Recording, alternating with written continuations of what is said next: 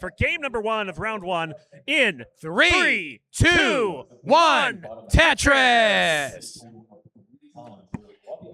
Definitely going to see some big scores now. Yeah, definitely. I mean, this is going to be quite the matchup. Yeah, we didn't get a chance. I think we didn't get a chance to mention DMJ on the top. Similar to Myles, also has experiences making a lot of deep runs in this event. I believe the last 4 consecutive years, DMJ has made a minimum of the top 16 every time. So a mainstay 32, there. 32 in 2023, but yeah, top 8 in 2024 is huge. But yeah, this was. He's had some great runs. He's looking for another one here. Yeah, Knight is not going to be an easy opponent, though. She has been really coming on as of late as well. Not at all. I'm just hoping we don't see as many squares as she got last year. Oh, tell me about it. A bit of a drought, though. We need to see some long bars here, and we'll finally get a long bar. Yeah, managing it well. 28 pieces to start us off. Definitely not what you want to see here. Not at all. Okay, pretty even scores for most of our players. That's definitely what you want to see in the early goings. Only 1 burn so far for Paco. Yeah, pretty efficient start for Paco. Myles has had to take some more burns, but it's early, and as we know, scores can swing quite a bit, especially in a match like this where you feel like Myles is the heavy favorite coming into this, but if Paco can pour it on and play some 29, anything can happen here at the championship. We have seen many, many upsets over the years, and that's part of what makes this tournament so electric is anybody has a chance to shock the world in this event. And every year, there's usually one insane upset at some point. Could we potentially see it here? It is possible. We shall see, of course. Myles, we know he's pretty clutch on 29. I will never forget his chase down of Dog back in 2024. I think on 36, he nearly needed to go perfect the rest of the way, and he did it. He just did it. That's what I mean. It's like that. Just like I said, that mental fortitude to just not give up and maintain total grace under pressure, and you need that to win here. Oh, we get a little bit high for DMJ here. Oh, setting up for a mega dirty Tetris. Gets the dirty Tetris on the left. Yeah, DMJ gonna boom down that Tetris. Okay, still set up pretty aggressively here. Oh, a little bit of a hole forming now for DMJ. Shouldn't be super dangerous, but this is not ideal. This is guys, a little bit high down for Knight as well. Oh, where is the bar? This is not a time you want to drought, but there it is. Short drought, 13 pieces, but both players weathering it. But yeah, DMJ still not out of this. Needs another bar. We'll get it quickly. Yeah, this is a chance right now for Knight to really start to pour on some points because DMJ is a very efficient player. Whenever DMJ gets into the occasional dig, you have to capitalize or DMJ is going to make you pay. Mid-stack Z-spin for DMJ. It's going to keep him close. It's only a half a Tetris lead for Knight right now. On the bottom, Paco with less than a Tetris lead, but still, I mean, very good paces all around. Yeah, both players still pouring them on down there. Having the lead over Myles about halfway through pre-transition plays definitely where you want to be, especially when you're the underdog. Indeed. So we're a little more than halfway through level 18. Outside chance of seeing some 600Ks this game, but definitely solid 500s for sure. Building up a nice, good double well. Paco's going to get another Tetris. Also as a slight double well for Myles. Myles does score another Tetris. We are pretty much neck and neck, only separated by 2 lines and 2,000 points. Another Tetris for Myles, 403 to 404. Up top, Knight's going to have a little bit of digging to do, but not much. That hole is all the way at the bottom. Yeah, this might be. I imagine at this point she's going to play a row up. Yeah, this might be DMJ's chance to erase the lead right there. There we go. Knight actually brought the lead back, and now 7,000-point lead for DMJ. Hitting the 100-line turn now for both of our players on top. 1 Tetris lead, DMJ scores another one. And Knight's got everything cleaned up, and it looks like she's going to go aggressive in column number 7. Going to need a bar or a burn to do it. Oh, Knight setting up. Looks like potential center well. Yep. Is going to get the center well. Just make sure you don't get into too much of a crazy dig here. Oh, nice spin with that T. This drought could be dangerous, though. Look at how long it's going. This is not where. That is a bad S piece right there. It can be fixed. Oh, look at that. Perfect. That was insane from Knight. Yes. I'll tell you, I would have never seen that. Oh, by the way, that right there that Knight just did, filling in the dependency instead of taking the center well, that right there was definitely the right move, because if you take the center well and don't fill that dependency, you end up getting the wrong pieces. You can be in a world of hurt. Miles kind of getting into a little bit of trouble on the bottom. Bunch of holes forming. It's still low on the board. He's not going to have any problem clearing this, but this is going to allow Paco to take a bigger lead, and Paco's looking at a 600K here. Yeah, we got it. Looks like a dirty on the left side. We got row 4 going to get another dirty Tetris there is Miles. Getting ready to go to level 19 speeds for all of our players on the top and bottom. Yep. Level 19, speeds increased by 50%. We play 100 lines of that before we hit level 29, and then it doubles. And we go to level 39, where it doubles again. Here we go, 560 transitions for everybody now. 540 for Knight. On the bottom, it's about a 53,000 point lead for Paco. Oh, nice tuck there for Knight. Nice trying to keep. Oh, actually was able to get another good tuck there. This is not ideal for Knight right now, and DMJ is very clean. Slams down another Tetris, 620 for DMJ, and Tetris ready again. Getting another one is DMJ, 646. Now we're up to about a 70,000 point lead, and Knight is still trying to get clean again. Miles kind of high as well. It doesn't have the left built out very well, but gets a bar. Will get bailed there. And he should be fine. There we go. Paco, though, 83,000 point lead over Miles. But Miles, as we said, has extremely so. We got a little bit of a misdrop actually there for Paco. This is Miles' chance to catch back up a little bit. But as we were saying, Miles has extremely strong 29 and would definitely have the edge over Paco if it goes that far, which it looks like it is so far. Yeah, Paco's having trouble getting this cleaned up as well. So this is definitely a big chance for Miles to get back in this here. And Miles has already erased the deficit quite a bit. It's only down by about 60,000 now.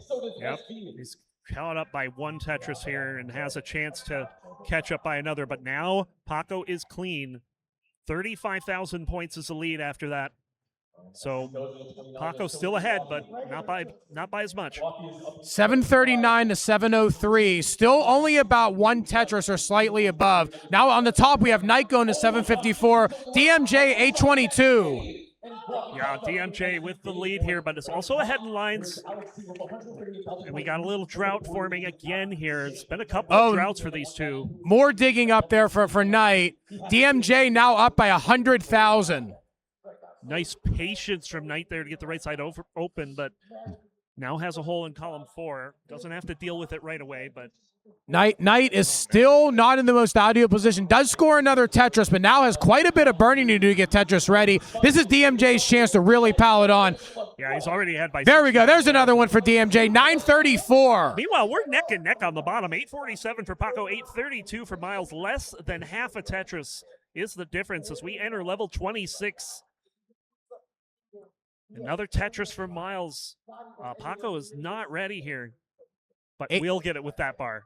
893 now for Paco, 872 for Miles, still very neck and neck, but we are getting very close to level 29 transition. Up on top, DMJ gets a max out, has a little bit of a mess here actually. Oh, nice spin right there for Knight. Knight now 906, 1.015 for DMJ. Knight has an opportunity here right before kill screen to make up some of this, and she's already gotten a couple Tetrises. DMJ only has 6 lions until transition. Needs to get this cleaned up, and it looks like he's going to get it done. 984, and there's the max out for Knight. Knight 1.023 going into 29. Both players now on 29 on the top, and we have Paco 1.037 also on 29 on the bottom. Miles has one more Tetris available for going to 29. Miles is going to get the max out there, 1.019, and is set up. Oh, not going to be able to use that even though Miles was set up. And Miles again burning it down to stay safe here. Again, missing out on the long bar. Yep. Paco is not going quietly here. Paco is set up big time. Paco fully isn't even clean. going right now. Where's the bar, though? There we go. There's the bar, but it's too late. Oh, that is a bad burst. But gets that's going to be dangerous. 1.109 for Paco. Okay, we have a chase down for Miles. And we have a chase down for Knight as well.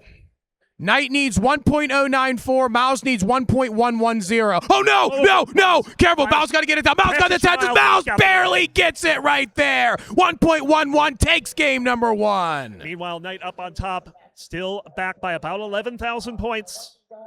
Still not a gimme right here at these speeds. Gets the 5-tap. Come on, get it over. Get the double right there. Got it. There we go. Knight's going to take game number 1 up on the top. And that's what we're talking about. 1-0 leads for right there for Myles and Knight. Hell yeah. 2 very similar games between the 4 opponents here, where we had a chase down coming from both the players on the right side. And, you know, those chase downs we've seen earlier in the tournament, they are not gimmies on level 29, but they clutched it up, got it done, and Myles and Knight now have a 1-0 lead. You need to win 3, though, here. This is best of 5. And that's definitely the way we want it, because we want the top players to be able to give it their all and know they have to earn their way to every round. Absolutely. I did mention that Myles and Paco was a first-time matchup, but what surprised me is DMJ and Knight are also a first-time matchup. A little surprising. They've Definitely been around a while. Honestly, considering how long everybody here has been in the community, you would think whether it's in CTL or CTM or anywhere like CTW, whether they would run into each other at some point. It's pretty fascinating, honestly, and especially because they don't have experience against each other. They don't really know each other's tendencies and style of play as much from the head-to-head. They just have to go off and just watching them. Yep. Reading chat here, we have fans of all 4 of these players cheering them on. And after that first game, I mean, we have nearly 4 1.1s to start. Looks like we are just about ready, so we'll count them down for game number 2 in 3, 2, 1, Tetris! Oh, I love that L bar start for both Paco and Myles. They've been studying their Nestris. Nice little adjustment there for Paco to be able to start off flipping that on the side. Yeah. Going to take that early burn. Of note, DMJ pressing down here. I wonder if he's playing DAS here. Looking, and it does look DAS-ish to me. Honestly, at these levels, when level 18, top DAS players have the ability to get roughly the same scores as top tappers and top rollers when it's on 18. It's actually a very interesting and actually somewhat decently used strategy to play a different play style on the slower speeds to conserve your strength and conserve your physical ability for the later speeds whenever you have to use rolling. Absolutely. We've seen great players like PixelAndy use this strategy. We're watching DMJ switching over to rolling here because the board's a little messed up, but definitely giving your hand a rest can make a lot of difference. A little bit of an early tuck right there. Oh, double tuck from Paco. That was elite right there. That is frame perfect on level 18, what he just did. I mean, how many players can you look at that make a misshift like that and just fix it with virtually no issues to the board? That is expert level play. Yes. Paco's really showing up today.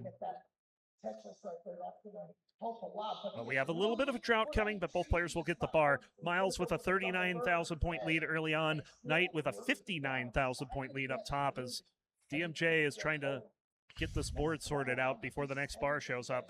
Only about a quarter of the way through pre-transition play, so still plenty of time for our players. But at the slower speed, you want to rack up as many points as possible because you never know what kind of dig you're going to get into on 19, especially 29. A lot of players, you'd be surprised, always try to go full throttle all the time, or they play safer and then think, oh, I'm just going to get it back later when my opponent might not be able to play it as well. That could be a very interesting but also very risky strategy depending on the opponent. Yeah, and I don't think anyone's taking their opponents lightly here. Like, obviously, Myles was very strong in game number 1. And, you know, you kind of have to be when your opponent is doing what Paco was doing. So we'll see how game number 2 goes as we're getting close to the halfway point. Yeah. Myles and Knight have the lead in the set and the lead in this game. Yeah, Paco actually missed an interesting setup with a long bar and the L piece, but nevertheless ended up with a different setup that still got a Tetris anyway. 265 Paco, 326 for Myles. So Myles opening up close to about a 3 Tetris lead now. That Tetris, though, ends up cutting it back down to 2 for Paco. Up on the top, however, we have a fairly sizable lead opening up for Knight. Knight is now up almost 80,000 points over DMJ, and Knight already has game 1 in the bag. Indeed, and bars are flowing, so she's got a pretty good Tetris rate going, 79%. On the bottom, Myles at 88% this game, so basically taking what Paco threw at him in game 1 and throwing it right back. That's what you got to do in a match like this. It's a heavyweight fight, and this is the heavyweight world championship when it comes to Tetris. Absolutely. Oh, no Vitz set up there for Paco. He had the bar in the next box, but I don't know if he tried to set up for it and missed it, or if he had a different idea in mind. 323 to 401 on top, still about an 80,000 point lead for Knight, but DMJ takes one of those Tetrises back. However, Knight is positioned to counter, and Knight does just that, countering, getting the lead back up to 80,000 points. We're about 90 lines in, so we still got 40 lines to go before we hit the 19 transition, but both these players on the top is absolutely bringing it. Yeah, and DMJ just got out of a complicated board there.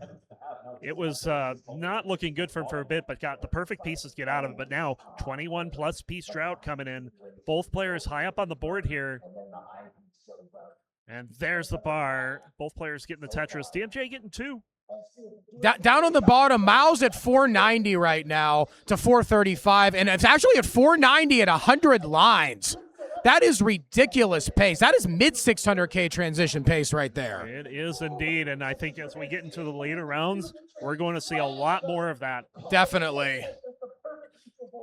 Couple good pieces coming out here from Miles. Miles had a very slight burn sequence, but nothing that was really going to hurt the pace at all. Still looking pretty solid at 517. But Paco right now in a slight dig, actually turning into a potentially more problematic dig here if the wrong pieces come. And those are... Oh, no! That was not the hang that Paco wanted right there. Oh, my God. Wow, was that a close piece right there getting that bar? Wipe the sweat. Oh, the miss twist right there. Yeah.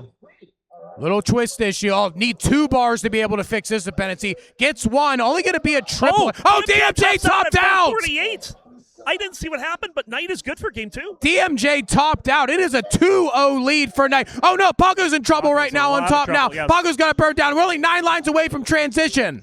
Can he get out of this? He needs a J, but there's no J. Oh, no. There's another drop. No, come on. That's going to be done, and Miles gets another one. We have 2-0 leads for both Knight and Miles.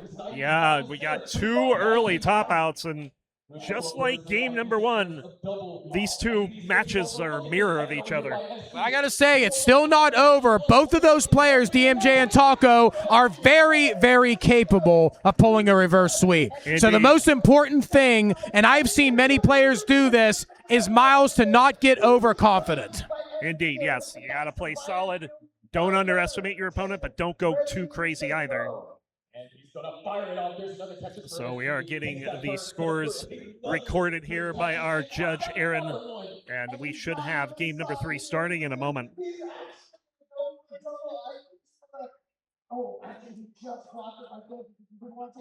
A lot of action happening on CT1 right now, so if you don't have Tetris up on both your monitors, first of all, if you don't have 2 monitors, what are you doing? And second of all,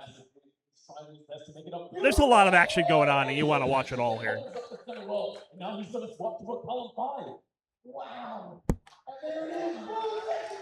So we are just about ready to go. We're getting the thumbs up from the players. All right, we got thumbs up from all our players right now. Let's get it going. Game number 3 is breaking free, and it's coming to you live right here in 3, 2, 1, Tetris! Justin, a man after my heart here. He has 4 monitors. 4 monitors is great. I love it. A little bit of push down to start for DMJ. A 28-point lead overnight to start things off.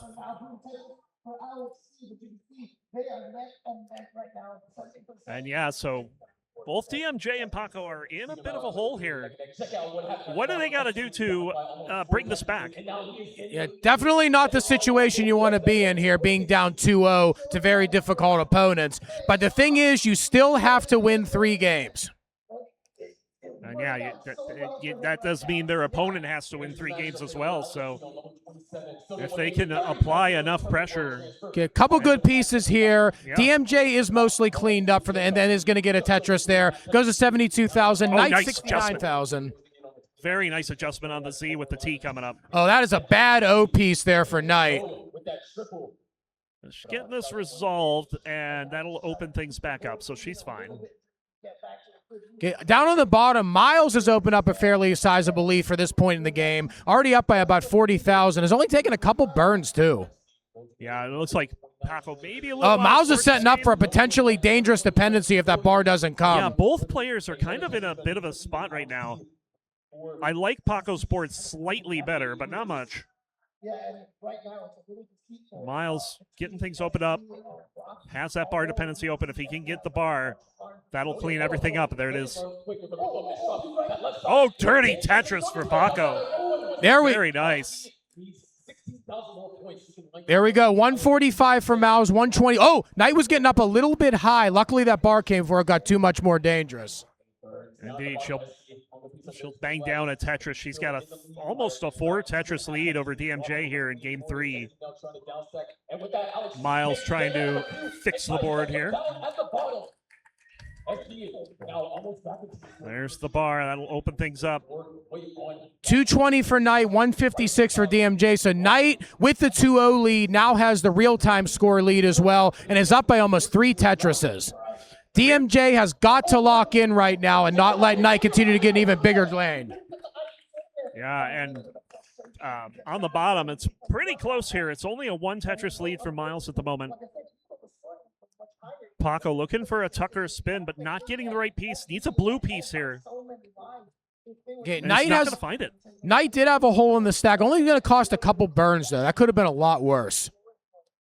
Finally, the blue piece is showing up for Paco. He's going to play 1 row up here. Let's see what he can do. Needs a bar. He's going to take a... Oh, misses a spin. Now he's going to have to kind of struggle a little bit to get out of this. Yeah, this is not what Paco wants right now. And Myles is starting to pad the lead here a little bit. Now up by 80,000. Yeah, this was just neck and neck like 20 lines ago. So that is how quickly things can shift around here. All it needs really is one bad dig, and all of a sudden you can find yourself 100,000 points down. Right now we're finding ourselves in a 21-piece drought. Both players, though, getting the long bar for the Tetris. Back-to-back long bars for Myles to open a 100,000-plus point lead here. Paco's going to get some of that back, but Myles answers back immediately. Yeah, up top, Knight is also ahead by about as much, 100,000 points. And she'll bang down another Tetris 408 to 285. And 408 at just 90 lines is a pretty strong pace. Definitely 600K transition range. Yep, it's on that level for sure. Myles filling in that center there. He is Tetris ready. And Paco playing very safe here, I'm noticing. And he's going to get a bar. Both players with a Tetris. Myles still with about a 3.5 Tetris lead. Now, sometimes it can actually get into your head a little bit if you have for these players an early top out, because you don't want to give anything away to your opponent. So sometimes that psychologically causes you to play a little bit safer. But the issue you run into is sometimes you end up playing too safe. Indeed. Myles with a weird-looking board here. A couple of spires, one all the way to the left and one in the middle of the board to the right there. It's going to have to take a bunch of burns here. So Paco with an opportunity to get back into this. Only down 60,000. Good double well build. Couple burns over there should be able to open up. Oh, nice opening right there after using that J and then that T to be able to get the Tetris well ready. Slight drought of only 15 pieces, but did manage to get a Tetris there. Myles is still up by about 40,000 points. Well, that long bar is just what Myles needed. And he is finally clean here. He's going to get the bar. Bang, Tetris for Myles. 497, 447 for Paco. Yeah, up top.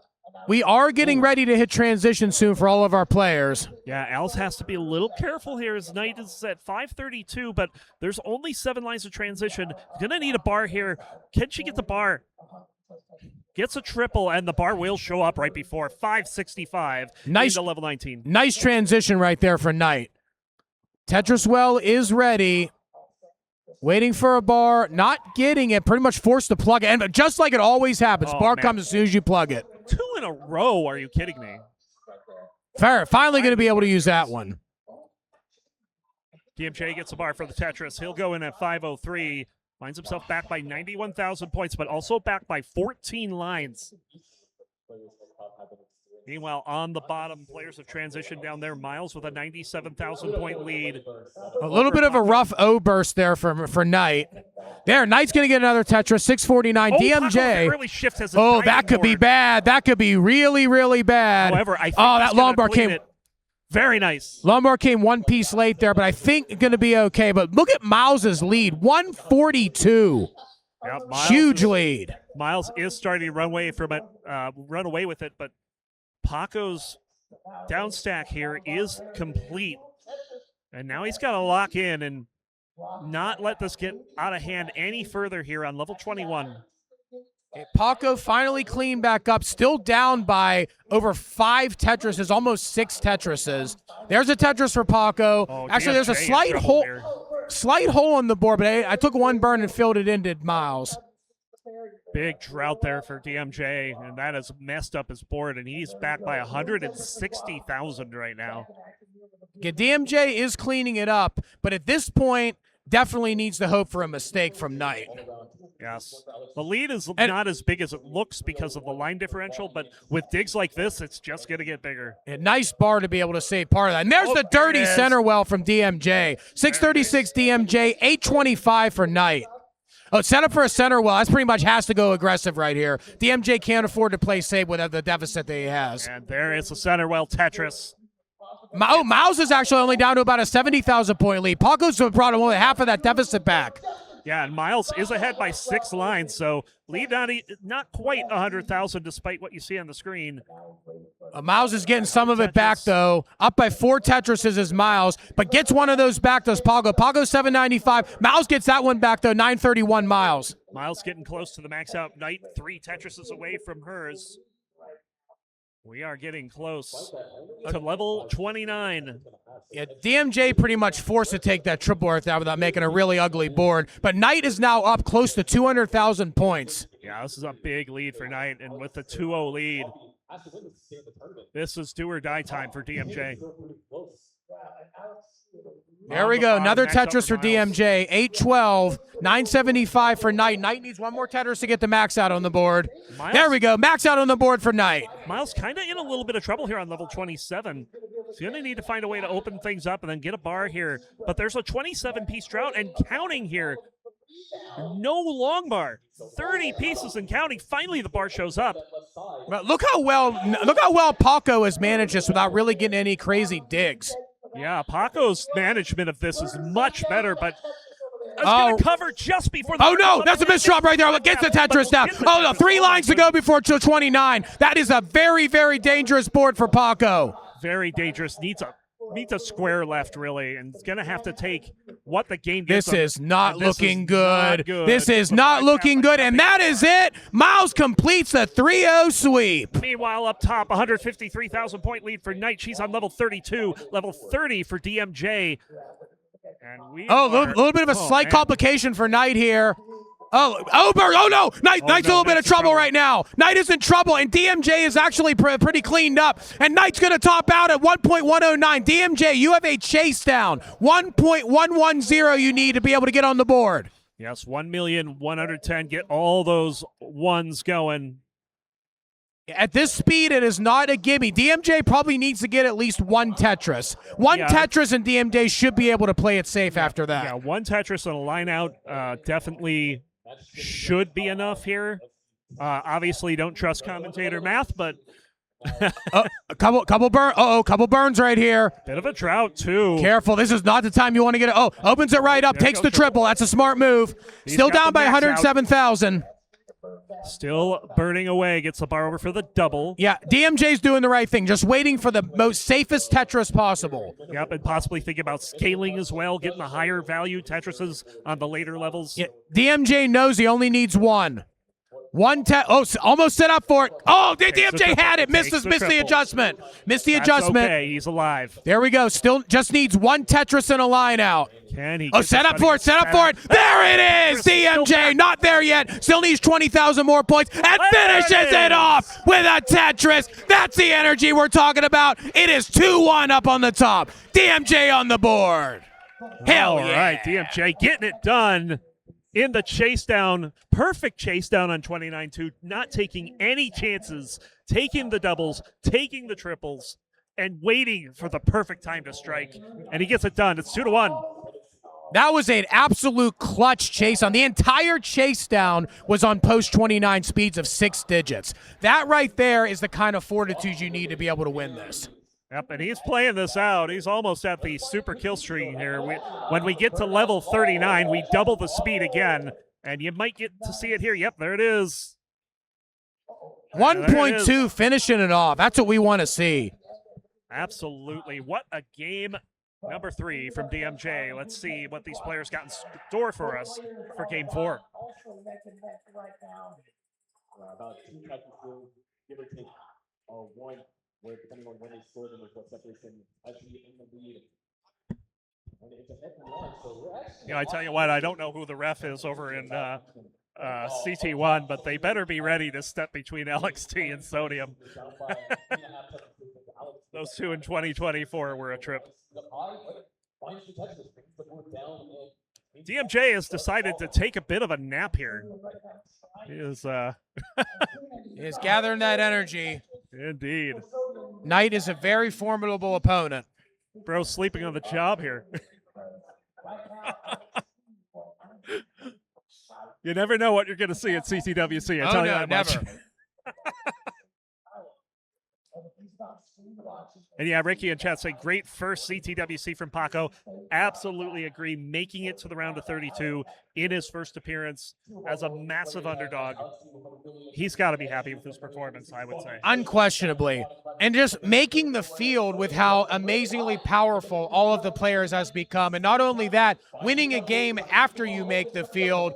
Honestly, Paco has everything to be happy about. Yep. So we are getting ready for game number 4. DMJ has awakened.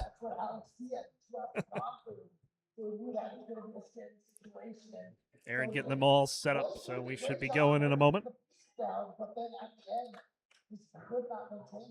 Think about maintaining right now. SG trying to maintain this field with Rocky. Rocky's about to go into 29.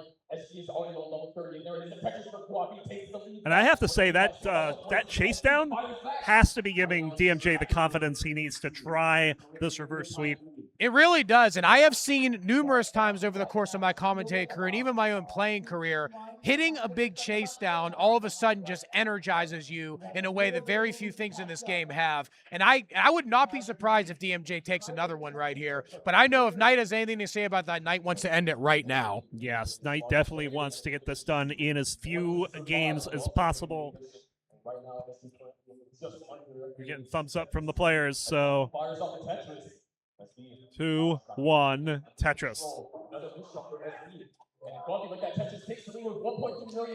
So S-bar SZ start here. And we got both players on the big screen.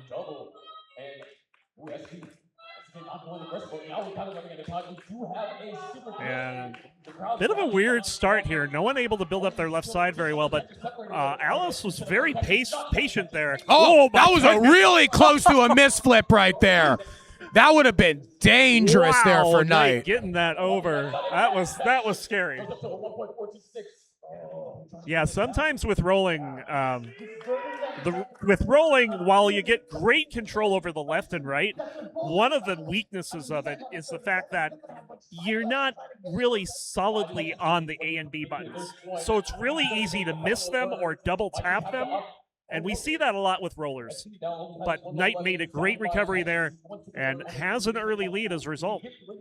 91,000 for Knight. Knight now goes to 114. Despite that situation, only one burn for Knight so far. Wow, that's crazy. And DMJ looking for a Tetris here.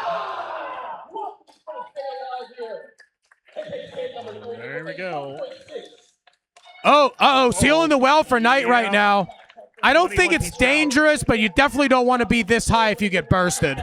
And I like what she's doing here. She's taking it from above. Even though the long bar came during that sequence, she gets another bar, but doing that gets rid of the hole within as few lines as possible. She didn't build on top of it, didn't panic, got it open, got the Tetris, and she's back down to the bottom again. 209 to 113 now. Very nice sequence out of Knight there. But DMJ's been keeping up since that opening sequence. I was only back by 3 Tetrises here. 232 now to 136. longevity while being a Odd stack here for Knight. Has a Couple nail and a J dependencies dependency. here. Gets one filled in. major downstacking efforts. Yeah, gonna have to clean that up. Gets a Tetris, but a couple burns, all it takes. Another Tetris for Knight, 282 to 207. Only 2 lines separating, so this is a true lead of almost 80,000 points. Oh, wait, that was interesting right there. Not taking the Tetris with that J piece there. Yeah, there's the bar. There's the Tetris. So works out for Knight. 3, 2, 1. Yeah, she's got a 75,000 point lead. We're just about halfway through level 18. Knight looking for a 600K this game. Yeah, again, Knight has had some insane paces throughout this entire set. Indeed. Looking for a J tuck here. Will get the key tuck done. But DMJ, again, very much keeping pace as much as he can. Another Tetris Knight, 397, 302 for DMJ. And as we get through level 18 here, you know, the lead looks like it's pretty big at 94,000 points, but as the score ramps up in the 19 speeds, that becomes less and less. 5 Tetris leads become 3 Tetris leads. Especially when you get to 29 as well, sometimes the Tetrises are worth like 50,000 points at the higher level or more. We have a dirty setup here for DMJ, but he also has a bit of a mess on the board. So both players have a mess on the board, actually. Yeah, I liked Knight's board a little better, but she seals off that big negative I sitting in column 6. DMJ digging out, Knight also digging out as well. Center well is open. It's only going to be for a double, though. But you need a bar to do that, and there is none. 18-piece drought and counting. Finally, the bar shows, and just in time as she opens up that dependency. And but then boom, Tetris. Another Tetris right there. Look at this lead now, 128,000 points. Yeah, getting that Tetris and DMJ not getting that dirty Tetris earlier, that was a big advantage for Knight. 500,000 at 111 lines. Another Tetris as well. Yeah, 523 now for Knight. Oh, interesting shift right there. Knight does end up getting another Tetris, but that could potentially create a Lombard dependency, or as we see there, a J dependency. The piece does come, though, for Knight. Knight now 548, 398 for DMJ. Yeah, that little pattern that you see where there's 3 columns with a bump in the middle, only a few pieces can fill that in, and the ones that fill it in usually make for an awkward stack. Is going to get a couple good tucks, and DMJ is getting another Tetris. Transition coming up for both players now. Transition, one more line for each, 129 to 129 lines. So this is a true 165,000 point lead for Knight. And a very disciplined, not going for the 600K transition for Knight. But one thing you have to note is that Knight had a lead like this last game, and DMJ managed to chase it down 6 digits all on 29. So nothing is safe. Knight needs to keep the foot on the gas and not let DMJ take us to a decider where DMJ will have all the momentum. Yeah, and DMJ with the hole in the stack. No Tetris there, but it's now built up. 1 off the bottom. We'll get that dirty Tetris. And there's the Tetris for Knight. So back and forth we go with the Tetrises, but Knight maintains that massive lead here. DMJ not playing bad in any means, but Knight is just pouring it on and not letting up at all. Yeah, a near 600K transition tells you that Knight showed up this game, and DMJ is really going to have to turn up the aggression. Yeah, Knight wanting to put the nail in the coffin here in game number 4, but DMJ is fighting and is doing these dirty Tetrises 1 row off the bottom, trying to stay aggressive and trying to keep pace with Knight, but Knight is just unrelenting here. Another Tetris for both players. 795 to 603, so it's a 190,000 point lead. And Knight's going to get another one. Simul Tetris, actually. DMJ is going to get that one. Knight's going to go over to the right side with an Aki bar. It is going to get another Tetris. 852 to 638, 200,000 point lead. Big lead for Knight right now. Another Tetris, and it's pushing $250,000 here. But it's going to have to... Oh, look at this. Look at this. Oh, look at this center well set up right here. This is purely ballsy, but gets it. That's what we need. Going left well here, too, now. Well, dirty after that. Oh, this is not the time you want to get O-bursted or droughted. But she's handling it. Gets the left side open again. Burns it down. Oh, but look. Very good play. And gets the dirty Tetris on the left side. No, but even with this, 238,000 point lead, now 269,000 point lead. This is an absolute demolition derby right here by Knight. Yeah, DMJ is going to need level 29 play and then some to bring this back. Max out on level 26 for Knight. Yeah, another center well there for Knight. Knight is still fully clean here. Knight's 19 this game has been phenomenal. It has been so good. Knight has just been phenomenal, period, in this set. Another Tetris for both players. 1.084 now for Knight, 844 for DMJ. DMJ is still alive and is mostly cleaned up except for a burn sequence that just occurred. Knight getting close to that 1.1. Not going to be able to get the 1.2 at this point, but will get close if she can get Tetris's. Yeah. 1,126,000 for Knight, 886 for DMJ. At this point, DMJ is going to have to hope Knight makes a mistake. Knight is just too far ahead to try and chase down at this point. And here we are. Level 29, Tetris is into it. 1,164,000 is the transition. 932 for DMJ. DMJ has a long road to come back in this one. Another Tetris. Knight is not letting. Dig sequence. Gets it down really well. So far, so good. DMJ is clean. If Knight can't get out of this, we saw DMJ chase it down last game. Oh, bar. No, there's a missed drop for Knight. DMJ is almost clean down to the bottom. DMJ's got another chase down to force a decider. DMJ needs 1.227. 176,000 points needed to be able to complete this chase down. And unlike last game, he's not in a position to go slow. He needs multiple Tetrises to get this done. Probably going to need at least 3. I'd say probably 2 would be enough. Oh, no. Go, gets it down. Come on.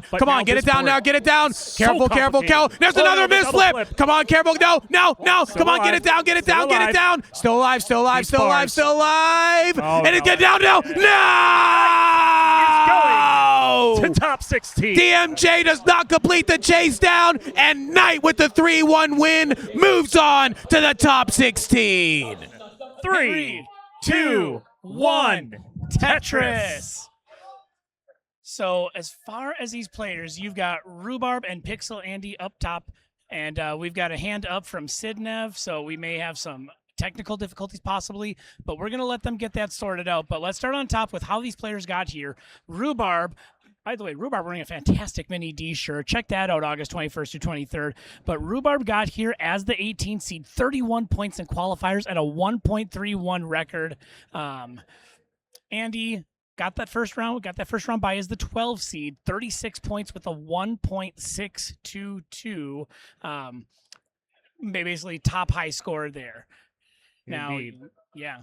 And as far as the players and their elos here, there's obviously a bit of an advantage for Andy as he's top 6. He's number 6 in elo, 2273. Vicious Rhubarb down at number 31 at 1972.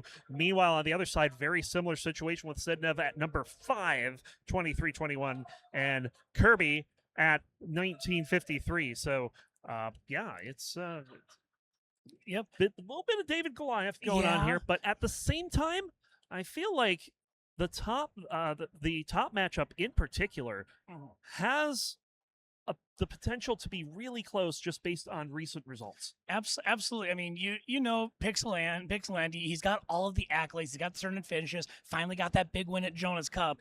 But you look at the qualifiers here, PixelAndy and Rhubarb are not as far apart as you would think looking at those numbers. Yeah, indeed. Both of these matchups, the players are very talented. Of course, Andy, he's got a pretty big PB. He's got an 11 million PB. Rhubarb, though, 1.7.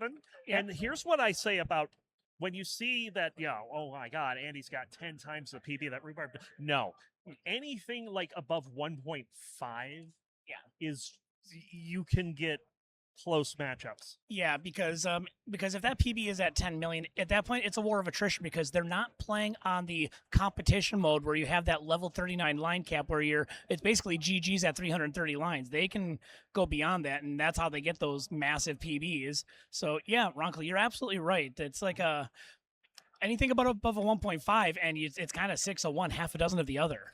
Yep. On the other side, we have Sidnev with an 8.5 million PB.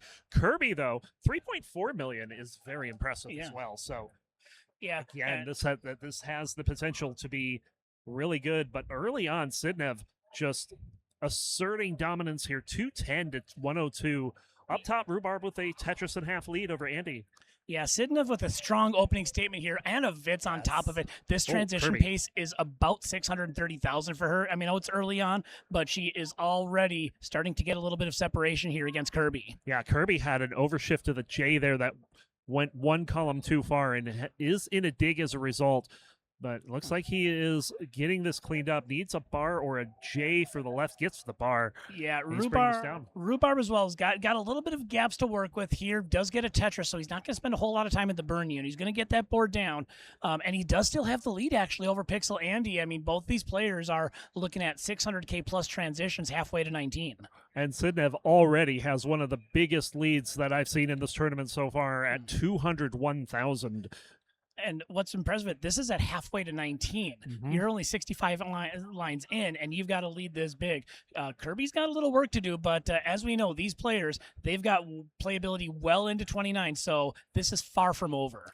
Indeed, but I mean, this is a 650 pace for Sidnev here. Yeah. She is just putting the foot on the gas. Absolutely, and showing no signs of stopping. This board is still fairly clean for Sidnev, almost Tetris ready. Meanwhile, up top, PixelAndy has managed to wrangle that lead away from Rhubarb, 424 to 388. They are approaching that Joey Parker turn. And Rhubarb here with a bit of a complication on his board. He's got that big spire in the middle, and you can see that's causing him to throw pieces over to the right and block off the well because there's not enough accommodation of the other pieces. But he's going to get everything open. Yeah. And now just needs a bar. Yeah, Rhubarb doing a really good job of developing the rest of the board around that, not allowing it to turn into the Tower of Babel, keeps it even, manages to get rewarded with his patience, throws down a Tetris, still down by about 50,000 points here at 107 lines. And meanwhile, Sidnev is just maintaining this massive lead here, 202,000. Kirby seems to have reined in the issues that he was having a little earlier on, but it's got a long way to go here. Yeah, they are entering a bit of a drought on the bottom. We have reached 20 pieces on the drought counter. We are not quite at milk carton territory, but we're getting close because that drought is now at 30 pieces. Where the heck is this long bar, Ronkley? I think it's in Rhubarb's name.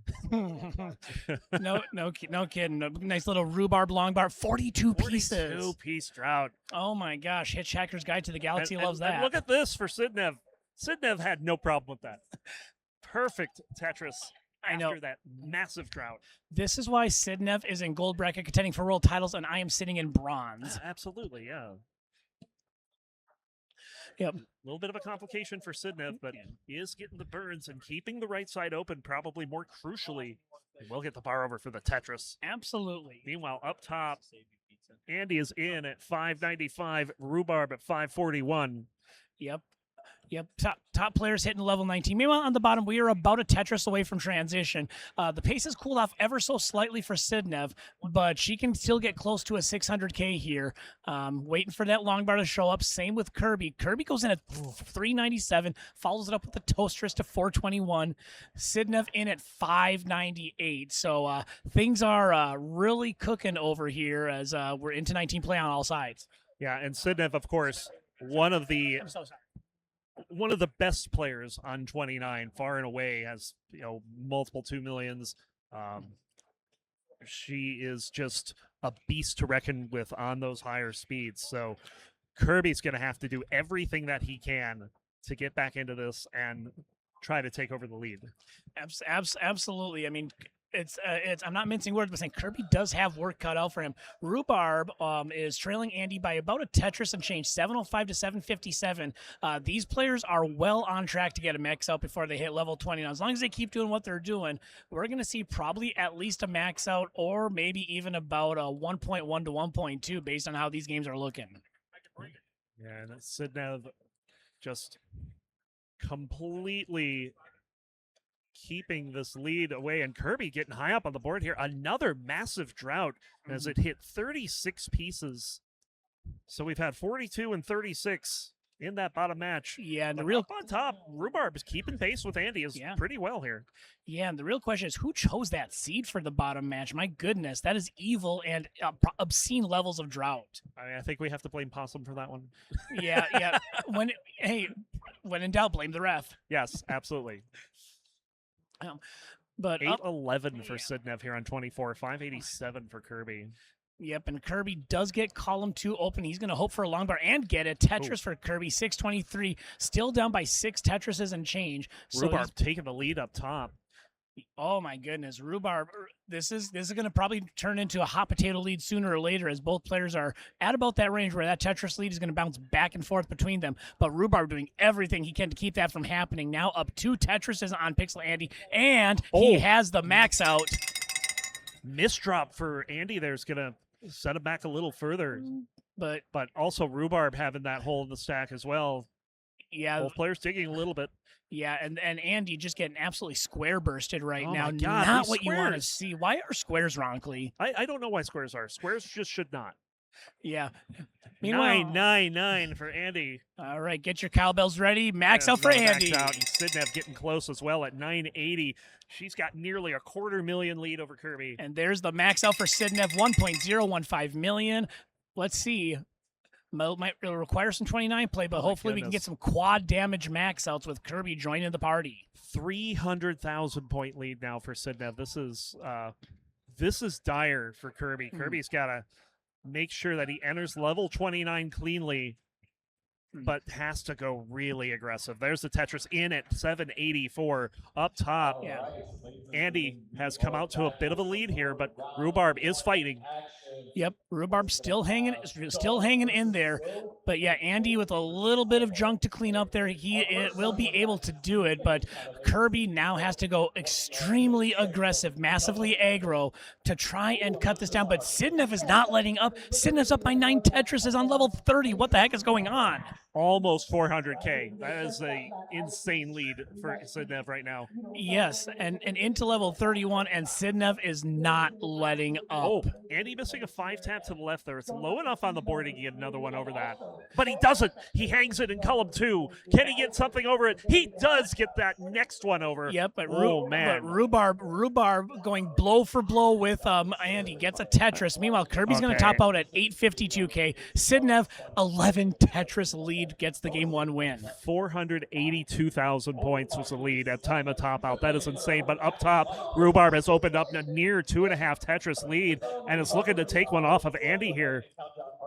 Yes. Now, I mentioned that Andy was 5-0, but what I didn't mention was their last game was a decider. Yep, Rhubarb up by almost 100,000 points, but this board is falling apart. Oh no, Rhubarb's in trouble. He's going to top out 1,431,000. So Andy needs 1,431,000 and a pushdown point. Yep. So he's down. He now is down to less than a Tetris deficit, and he's got 30 lines to work with. May just. Plenty of time. I was gonna say maybe he'll decide to line it up, and I remember he's PixelAndy and I'm toast. We are not the same. We are definitely not the same. But Andy and Sidnev both taking game number 1 as the former CTWC runners up. Yes. Looking to go the distance today. Yes. And by the way, folks, that was just game 1. Yes, just game 1, yeah.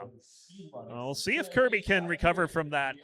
But up top, I mean, I'm very interested in this duel. That was an amazing game 1 between those two. I am too. I said these are fire matchups, and I was not kidding. You have eyes. You can see what you just saw.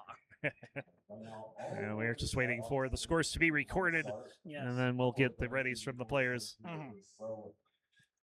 This is a rematch of one of our earlier events that happened in Genesis. Possum hopefully giving them a bit of a better seed this time around. No long droughts, no square bursts. And now he uses it. He's actually the All right, I'm just waiting for players to get ready, waiting for the ref to get everything taken care of. There's a whole process. There's a whole process here. You don't just get to fly by the seat of your pants and make stuff happen. Yep. So since we get the thumbs up, we'll get the countdown going. Yep. I'm seeing thumbs up. We are I'm seeing good to thumbs go. up. We go are all ready. So let's go ahead and count down for game number 2 in 3, 2, 1, Tetris. All right. All right. So Yeah. game number 2. Coming straight to you. Yeah. We do have the Wars commentators on here. Yep. I mean, we heard the game number 3 from GD earlier. So, Yep. well, you know, why not? Yep. Kind of get a Wars takeover here on CT2. I like it. Absolutely. And as we get started here on this second game, I mean, you know these players in and out in terms of Tetris, but there's some cool stuff about them outside of Tetris, and I can share a little bit of that out of some of these players. First, starting with Kirby, learned that outside of Tetris, Kirby enjoys playing Apex and also is a tennis player. Ooh. Did not know that. That is really cool. I suck at Tetris, so don't come to me for that. And tennis too. Yeah. Yeah. Volleyball is my sport, people. Yes. But also can mention Rhubarb. One thing I learned about Rhubarb is that apparently he plays the violin. Nice. We were having a chat, me, him, and Fractal, and he was talking about because Fractal was talking about playing the cello, and Rhubarb was saying, hey, maybe I'll pull out the violin because we talked about the Twin Cities video game orchestra. Hey, there we go. So really, really cool. Did not know that about Rhubarb. Today I learned. Yep. Kirby needs a long bar here. This is a dangerous board as he hangs an L on the left. Gets the bar over for the double, but it's going to need to get something over that L. Yep. And nothing is coming to really do anything with it, but the long bar does eventually show. Yeah. And it looks like he's going to survive that, but that was a scary moment. All of a sudden, out of nowhere. I know. I mean, even at that height, sometimes behold the power of rolling cannot do it. But Kirby is surviving. Kirby is almost out of this, but will spend a little bit more time at the burn unit, which is going to allow Sidnev to expand this 3 Tetris lead. And finally gets that dirty Tetris down the middle there. Oh my goodness. Yeah, that one that had some filth on it. Yes, it did. Don't bring your kids to that party. My goodness. Yeah, no kidding. Started to look like a pig pen from Peanuts. But, they're about 50 lines in. We'll do an around the horn score update. 220K for Rhubarb, 198 for PixelAndy. On the bottom, 146. Make it 169 with the toasters for Kirby. 260,000 for Sidnev. And one thing I wanted to mention about Kirby and Sidnev is they have only ever met one time before, but it was also at a live event. No way. Yeah, Heart of Texas in 2023. It was a quarterfinal round, and Sidnev won it 2-1. That I suppose I should have known that, but surprising that Sidnev came all the way to Texas for a tournament. Yeah, I mean, you got to remember, Sidnev is from the Netherlands. And, Yeah. You know, traveling is not exactly cheap. So Yeah, and I do not even know what time it is in the Netherlands. I gotta imagine it's at least like 1 or 2 in the morning. Any Netherlands fans in the chat, Sidnev supporters from the Netherlands, what time is it over there? You have to be dedicated to be watching. yes, and also Sidnev, also not the only one here from the Netherlands. El Paleton was playing in the silver bracket earlier. Yes, I did see El Paleton earlier today. I was surprised to see them, but glad they were able to make it too. But And we have multiple people telling us it's 4 a.m. Okay, yep, 4 a.m. You all are dedicated. I love it. But I know Sidnev appreciates the patronage as she is now up 7 Tetrises on Kirby. Yeah, this is the second game in a row that she's come out to a really massive lead. And it's on the back of not only a huge game for Sidnev, but also some trouble for Kirby. Yeah, Kirby, that spire is getting very high, but he is getting things burned down. Meanwhile, up top, Rhubarb did have about a 1 Tetris lead, but this is hot potato territory right here. It's going back and forth. But now Rhubarb, long bar dependent in column 1. Yeah, both these games are starting to look like a repeat of game number 1 in terms of scores. So yeah. But Sidnev now 469,000. Hey now, and going to get another Tetris, 492 at 100 lines. This is some solid pace once again from Sidnev. yeah, look at that 10 Tetris lead right now. Yeah, 9.69. If Omenvar were here, that Hey now counter would be rolling over. Yes, indeed. But up top, nice T placement from Sidnev there. Yeah. Some of Sidnev's placements at the top of the board just always fascinate me. But the reason why she's having to make them is because there's a 28-piece drought. I know. I know both those bottom match with Sidnev and Kirby just really struggling with all of these droughts. Yes. But up top, 564 for Sidnev, 321. yeah, and up top, Rhubarb down 12,000. PixelAndy with the Toastress, 529K to 494K. But Rhubarb's going to fire one right back. These two have been going blow for blow with each other all the way into and beyond the kill screen. Yeah, and I'm looking forward to seeing that happen again here in game number 2 as Rhubarb is looking to keep pace with Andy into 19. Let's see what they can do. Yeah, on the bottom, Kirby at 370. Yeah, and Sidnev, 636,000 transition. Sidnev is playing with a purpose right now. Absolutely. This is a excellent showing so far from Sidnev. Yes, and not just that, but even that top match, you've got the play of Sidnev, but you've also got this intense back and forth battle between Rhubarb and PixelAndy. I mean, like you said. Oh, hold on, Rhubarb in a bit of trouble here. Just going to need to get something for the right. Is going to get that J to help things out, but this is still high up. Oh, I like how he doesn't go for the bar dependency. Yeah, that's just 200 IQ Tetris right there. Rhubarb showing why he's one of the top players in the world here. Just great vision to get that burn. He's rewarded with the Tetris, and he still has the lead in spite of all of that. What a move there from Rhubarb. The down stack gets another Tetris, and now Andy's the one having to dig a little bit as there's a hole down in column 3, and the right side built up. That means he's going to go dirty. Well, not dirty, but maybe James Chen dirty in column 3 there. Yeah, a non-traditional Tetris nonetheless. As that top match is just it's just a heavyweight bout. Yep. Now, meanwhile, on the bottom, 761 for Sidnev, 613 for Kirby. Kirby has been fighting back very strongly. That lead was almost 10 Tetrises before, and he's nearly cut it in half. Yeah, but one of the things that's helping him out, when you have a lead that big, the number of Tetrises is going to reduce as the scaling starts happening because the scores increase. So a 10 Tetris lead at level 19 is going to be less at level 24. That's a very valid point. Nonetheless, I mean, Kirby's been playing very, very clean as of late. Sidnev does still have that 74% Tetris rate, but you've seen it just steadily increase through the game as Kirby is trying to hang in there. Yeah, I feel like Kirby has finally come online here on 19 here in game number 2. Got a bit set up on the left side, but it's just going to fill that in. Yep. And yeah, that should be fine. And yeah, up top, look at this massive lead that's just come out of nowhere for Rhubarb. 148,000 points over PixelAndy. Yeah, Rhubarb just in the blink of you blink and all of a sudden Rhubarb's got a 150,000 point lead. He's on track for a max out. Rhubarb and Sidnev on max out watch right now, but keep an eye on Kirby. He's only down by 3 Tetrises. He has brought this almost all the way back. Max out for Sidnev. Rhubarb is a Tetris away from a max out. We'll keep that cowbell handy. Uh-oh. Square showing up, making that board a little more difficult to work with, but he does get Tetris set up. Where's the bar? There it is. Max out for Rhubarb. Yep, simul Tetris on the top. Rhubarb with the max out. Rhubarb with a 200,000 point lead over Andy. Yeah. Rhubarb saying, hey, Sidnev, I can get a big lead on my opponent too. Exactly. Sidnev at the top of the board here. We are running out of time, but Sidnev will open up the right side. Just needs a bar. There's the bar for the Tetris. 1.1 for Sidnev with 2 Tetrises potentially, but it's going to burn some away. It's not going to matter. Kirby tops out on 29, and Sidnev is good for game number 2. Yeah, Kirby. Meanwhile, up top, Rhubarb still with a big lead.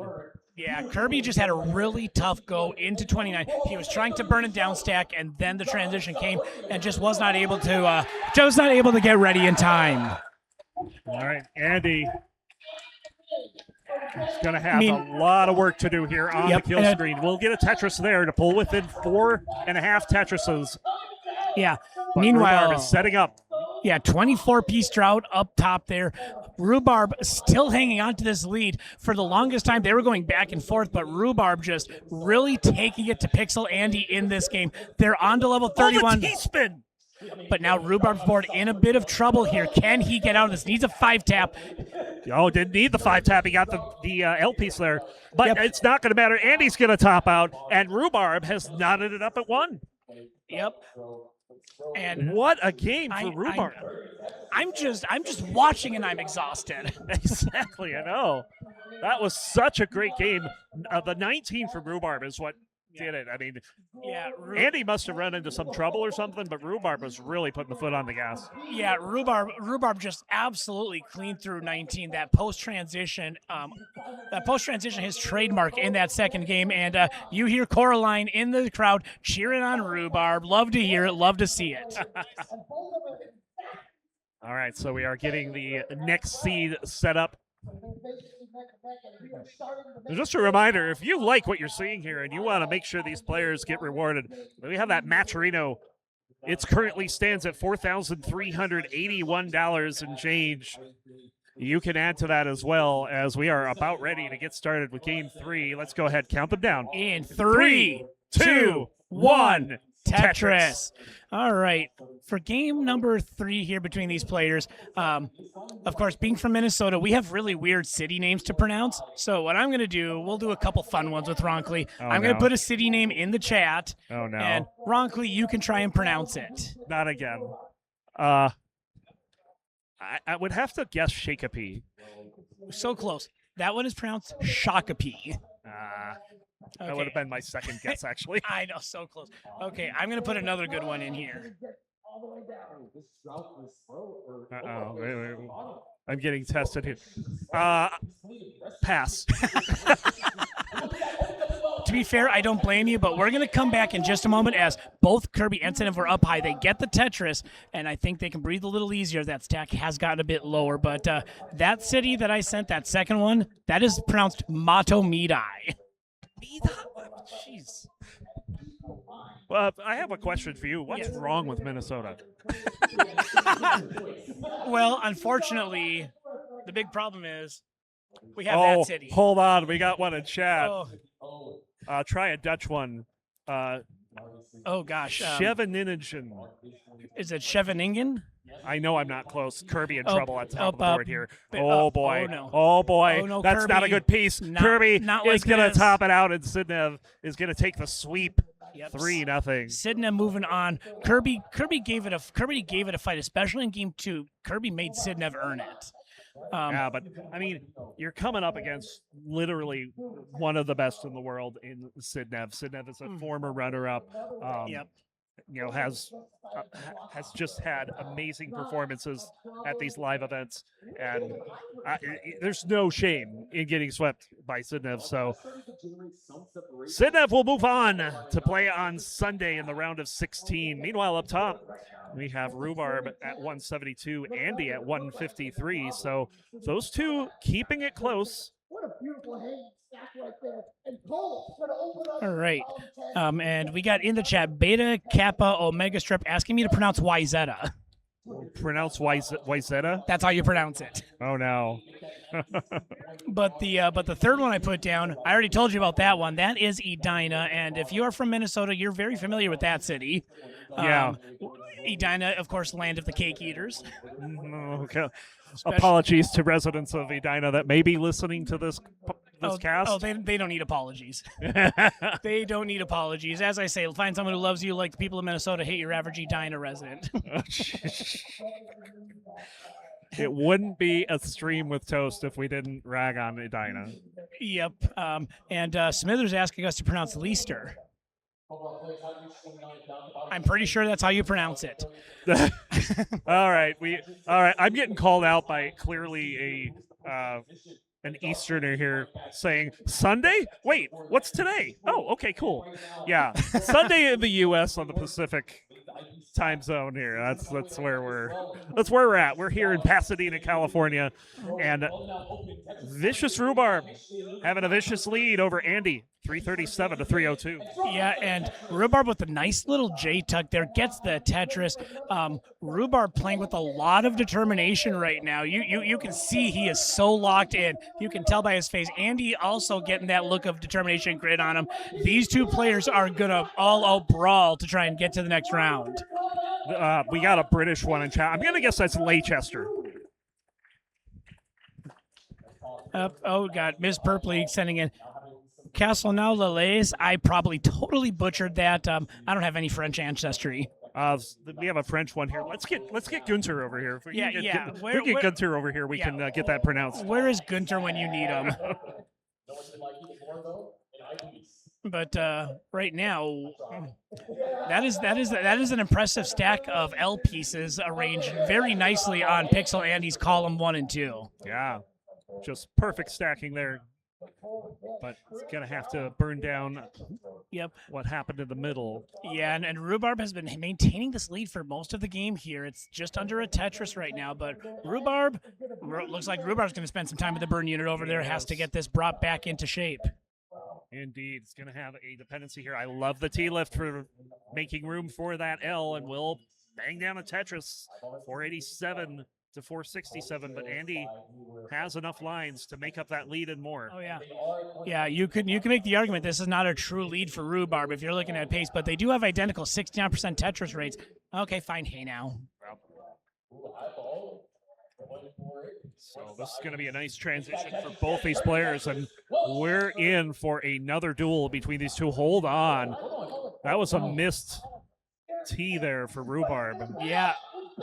I mean, he's in the level 19 at 539. I don't know. Is that one of those modern Tetris T-spin setups? I have no idea. It is.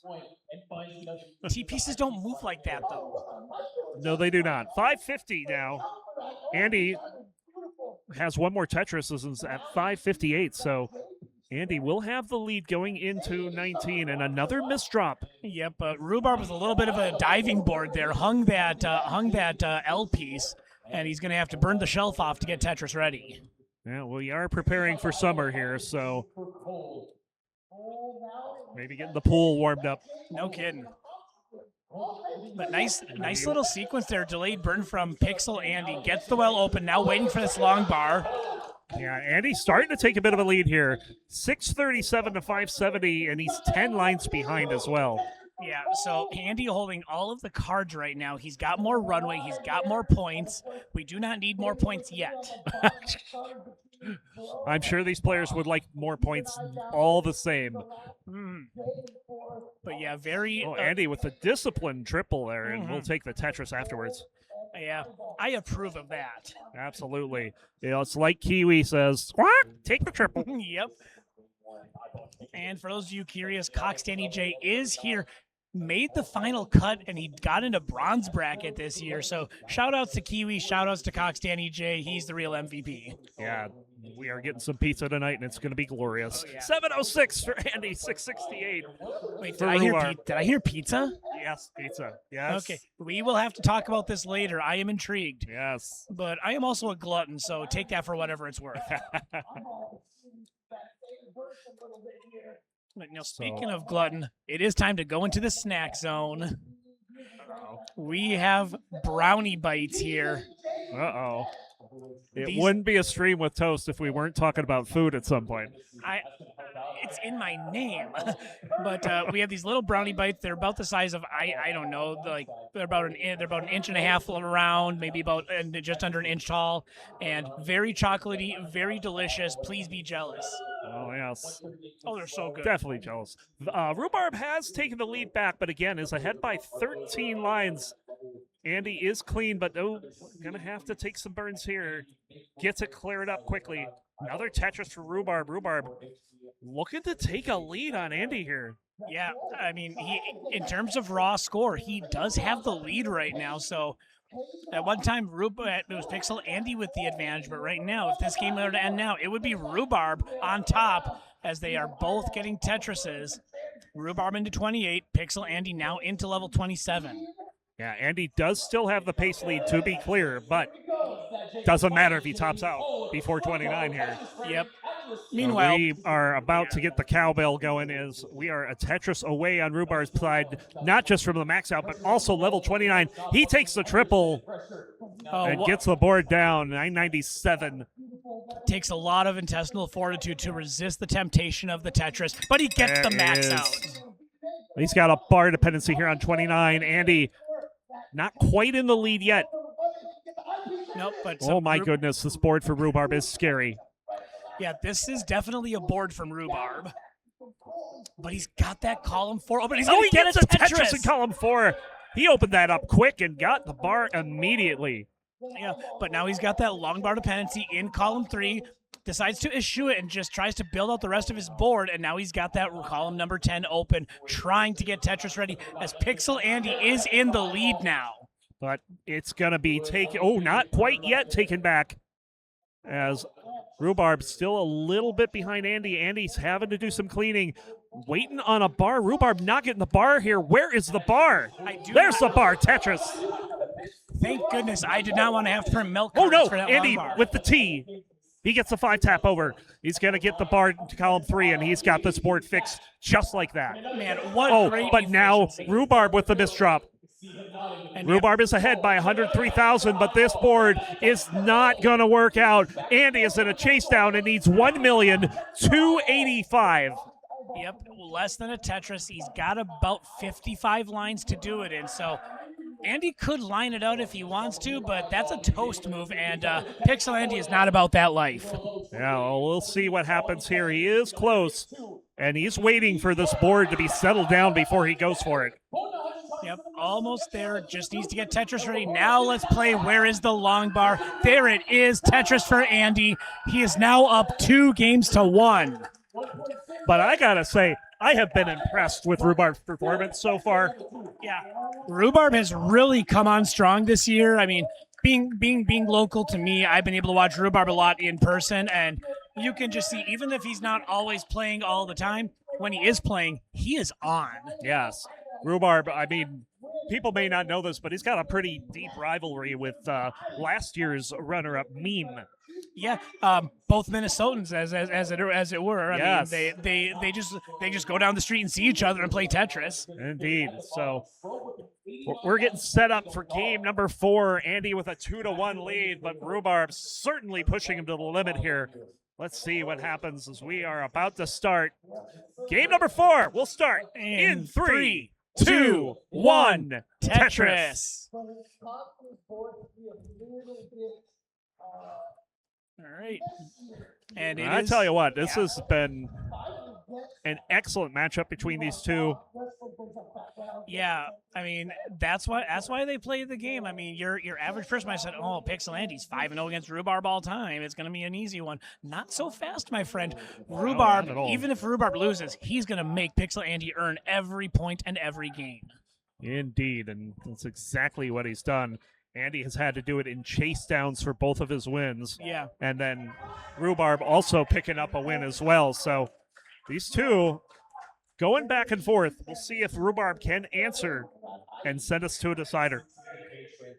Yep.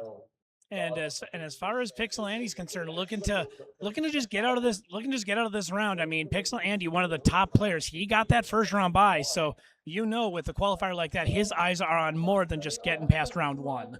Yeah, indeed. I remember last year he had that scare against Winterra in this very round. He did answer that scare and got the win to make the top 16. Yeah, but he's looking to not have that scare this time around. He wants to go there without having to play a decider. And he's going to get a little bit of style points right there. Throws out the T-spin, gets the Tetris, and still very close, but also very early on. Great Aki bar there for Andy, but that square is not helping. Yeah, and just this year in general, basically since October, PixelAndy just having a really good year. I mean, he won the Jonas Cup. He beat Blue Scooty in CTL. So I think he's really looking to add that CTWC championship to his resume, and then he won't be the only one in his house with the trophy. Yeah, I know. Well, I mean, he's got a trophy. But he's got he does have the Jonas Cup, but he wants that JP so that he's got one along with his brother Dog. Yep, he would like. Dog has, he's got both a J and a T, right? He might. I do not remember the exact both. year they started the JPs versus the TPs for the championship. But Andy, of course, does have a T piece, but it is a silver T piece. Now, Fruit Salad asking if Sidnev won. Yes, Sidnev did win. It was a 3-0 victory over Kirby, so Sidnev has advanced to the next round of play. Rhubarb's board here is not very good at the moment. Yeah, Rhubarb's like setting those low bridge hangs. Whether it's intentional or not, he's had to deal with them in the past 2 games. Yeah, he gets it all cleaned up though. Pretty minimal burns, honestly. He's only back by about 2.5 Tetrises. Yep, as we are halfway to 19. PixelAndy just a shade under a 600,000 pace. Rhubarb sitting at about a 460. So. Rhubarb would like to pick it up and try and keep it competitive with Andy. Not that he's out of it. I mean, he's only down a Tetris and change, but that could get out of hand very quickly. Although Andy in a bit of a jam here, just with all that weight on the right. And this is crazy. Gets a bar over. That will clean things up a little bit. Yeah, and that'll clean it all up right there. Yeah, and I mean, just great job dealing with the S and Z pieces that were coming. He was getting them bombarded by them, and next thing you know, he's Tetris ready. Yeah, just like that. He's got a 2 Tetris lead over Rhubarb. And that's the other thing that you notice is that these players, they get into these burns, they get into these digs, and when they come out, it's like they didn't lose any of their lead if they had it. Oh, the line spin for Rhubarb. Van Dweller, you watching? Yep. Van Dweller is a man of culture. I also love a good line spin. Indeed he is. The good culture is questionable, but the line spins are definitely there. I mean, I still think back to the days where chicken sandwiches were a thing on CTM. Rhubarb again in a dig here. Yeah, if you're wondering why it's so loud in here, the Canadian contingent for Eyeball has been very loud this game. I'm waiting for them to apologize because that would be the Canadian thing to do. Yeah, exactly. Just make the noise and say, "Oh, sorry." Yeah, not sorry, sorry. Yep. Sorry, as in like sore, like I am sore from walking around all day at CTWC. Tetris for Rhubarb there.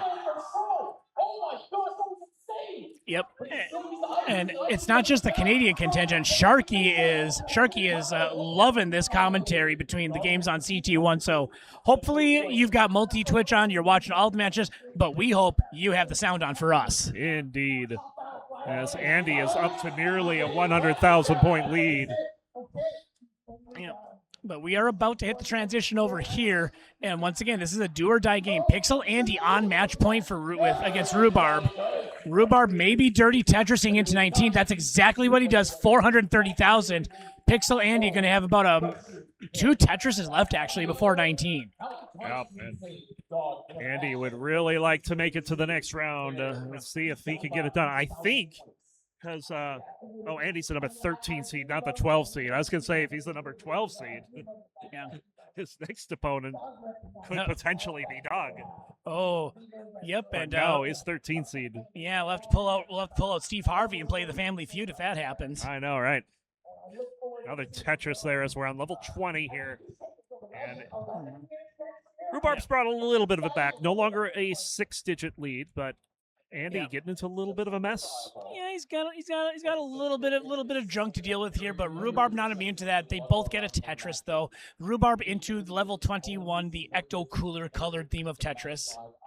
Indeed. And just as quickly as he's in, he's out level 22, and Yes. starting to close the gap with Andy here. There's another Tetris. He's within one Tetris now. Yeah.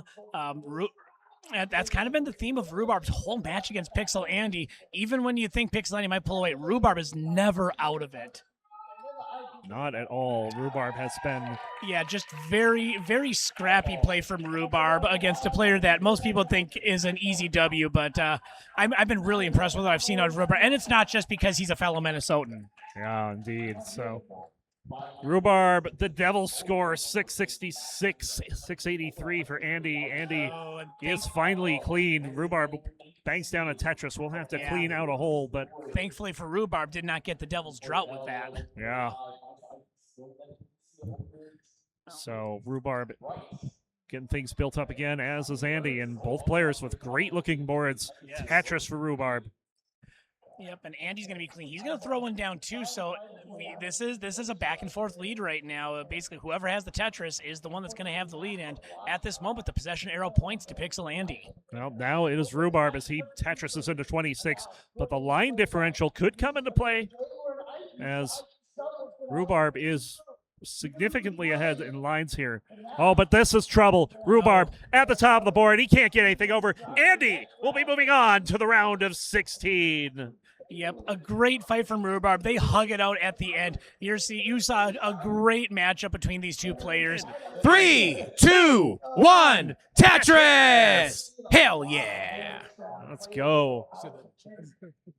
Yeah, we got the hell yeah in chat and everything. Let's love it. Yeah, All right, so up top we have Winterra and TetrisTime, who have kind of formed a little rivalry of their own. Currently, TetrisTime does have a 2-1 advantage over Winterra, and the most recent win he had was a decider in the CTL divisional playoff that relegated Winter down to Division 2. That's a rough one there because Winter has been in Division 1 on multiple occasions. So is TetrisTime as well. And CTL Division 1 is pretty much the highest level of competition you can get outside of CTM Masters. That's not the CTWC. And speaking of CTM Masters, they faced each other there as well. Yeah, and in that one, Winter took the win. So she's got the most recent win over TetrisTime. So this could be a very interesting match, and I'm excited to see how it's going to go. I'm excited too. Meanwhile, on the bottom, CryticaLapis making his debut in match play here at CTWC has been just tearing it up. Indeed. Critically talented. That's all I can say. Oh, here we go. Hey, I have to try. Yep.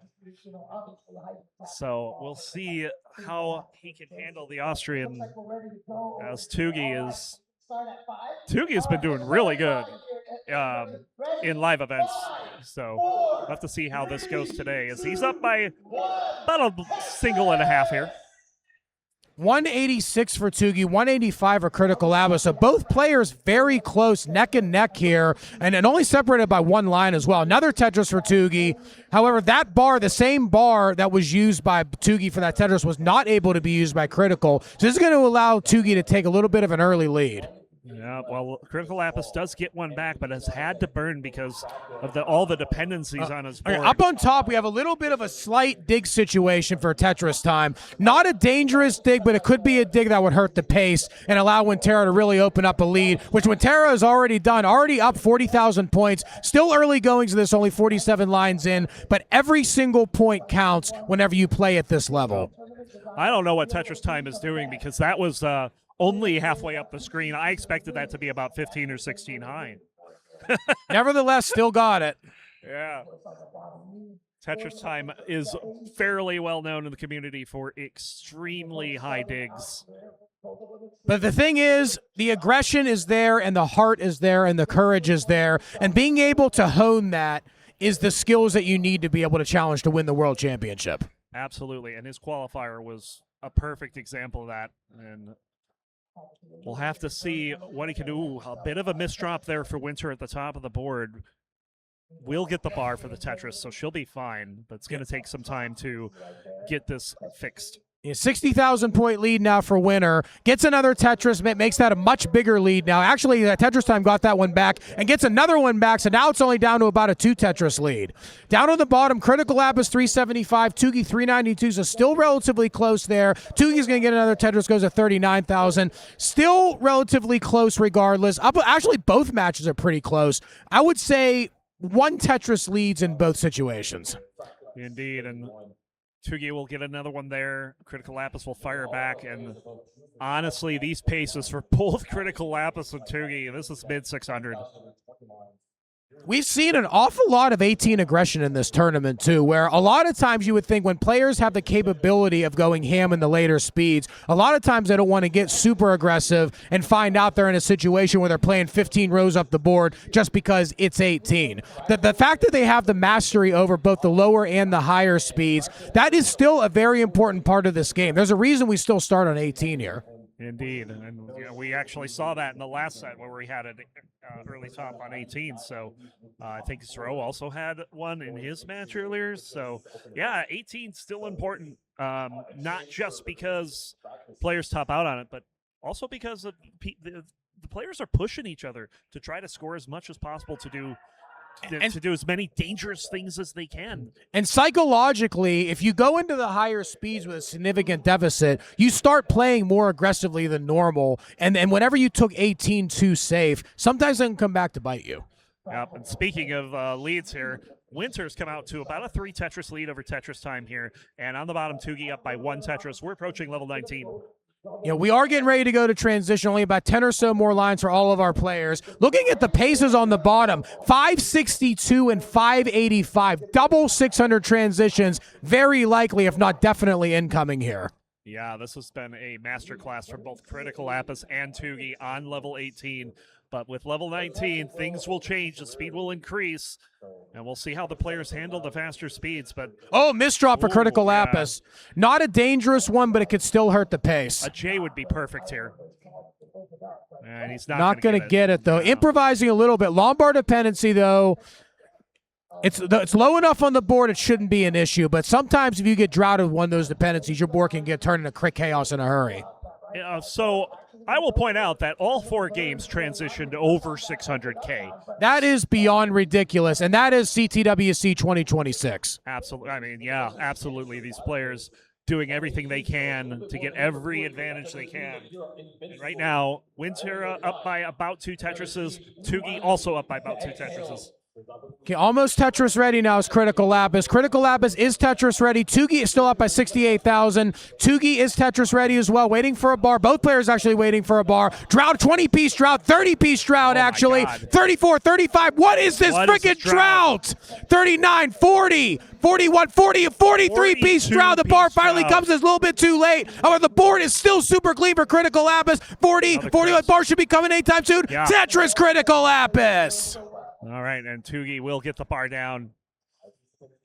688 CryticaLapis, 775 still for Tugi. Up on the top, 806 Winner, 765 TetrisTime. So now opening up a little bit of a slight lead as Winner. Winner's going to get another Tetris. Winner now at 835. TetrisTime in a bit of a dig here, so that lead is going to grow even more. And on the bottom, Tugi still trying to clean this up. Still has the lead, but CryticaLapis is going to bite into it a bit. 777 to 814 down on the bottom. Upper is 871 to 787. Tetris ready Winner. Tetris ready for the center well, and another drought forming now. 20 pieces Tetris time, 20 pieces also winner. Center well Tetris, only going to be able to get one. Back-to-back bars came, but the well was not. Oh no, Winner's in a little bit of trouble. Winner needs to get some over that right side. Oh, that's a nice placement right there to be able to save that board. Bar down the middle, perfect there for Winner, but Winner is getting into another little bit of a dig, and actually still a slight dig as well for Tetris time, but still 60,000 point lead for Winner, so Winner is still in good shape as long as Winner can get out of this without a misdrop. Yeah, fortunately for Winner, Tetris time was also in a dig at the same time and didn't really have the ability to take advantage of Winner's situation. On the bottom, Tugi, very close to the max out. 888 for CryticaLapis. CryticaLapis recently got back-to-back Tetrises, but Tugi is not letting up at all here and is still clean at Tetris ready with a nice double well. Another Tetris Tugi gets the max out at level 26. Oh, getting up a little bit high is Winner. Nice O piece to be able to save that, but we got a little bit of a mess here for Winner, and Tugi is clean. Oh, nice O to be able to try and save that side. Winner in trouble is going to hang him out. Oh, no. And look, that was almost dead tied. 200 point lead, but getting that next piece, TT, Tetris time, takes game number 1. Now back down to the bottom, 908 to 1.089 for Tugi. Tugi with a 180,000 point lead, and we're getting ready to go into 29. Tugi has got to make sure that they go into 29 clean, because Winter is clean, and Winter definitely has the capability to chase, and CryticaLapis definitely has the ability to chase this down. And he'll go into 29 a little high, but it's going to be okay. Oh, maybe not. Oh, no, Tugi hangs that bar. This is CryticaLapis' chance. Top out at 1111. You need 1112. About 112,000. There's the Tetris CryticaLapis. 2 more Tetrises will do it. CryticaLapis trying to get set up again. We are also in line-out territory as well, so we'll see if that is something that he chooses to do or if he's going to go aggressive here. Nice long bar flat. We are 57,000 points to go. Can definitely line this out. Does not need to do anything super aggressive. Gets it under 50,000 points. And today, I feel like the level 29 chase downs have been precarious. So we'll see if CryticaLapis can get this going. Okay, now one Tetris will do it. A line out is still good, but one Tetris will do it. 36,000 points remaining. Oh. But he gets it open. Ooh, nice triple to save that. There we go. Triple. Half a Tetris is all he needs. Looks like CryticaLapis is just playing it safe, doing exactly what you need to do here. Yep, the consummate professional going to line this out. Needs a bar, though. Needs hang. 2 bars now. Slight hang. Oh, doesn't need the bar on the left side. There we go. Almost there. Couple more burns will do it. One more burn will do it. There we go. CryticaLapis takes the first game of the set. And I love what CryticaLapis did when he misdropped there. He just started laughing. Hell yeah. He is feeling it. This is going to be an incredibly difficult one to win. Oh, it's over. Very crucial. All right, so we are in a 1-0 lead for both CryticaLapis and Tetris Time. Hopefully we can get those hearts up on the screen in a moment. Let's get it. Feel the love for these players, baby.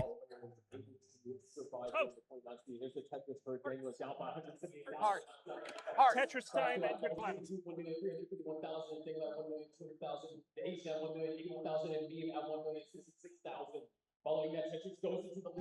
All right. Players are getting their seeds for the next game. If that first game was any indication, this is going to be 2 really good sets. I cannot wait. All right, our players are ready to rock right now, everybody. We got those thumbs up. Let's get it going. Game number 2, it's coming straight to you. Counting it down in 3, 2, 1, Tetris. Slight false start there, seeing the thumbs. Not really, because it was technically ready to go. Just waiting for the official judge to give the thumbs up, too. Yep. All right, so game 2.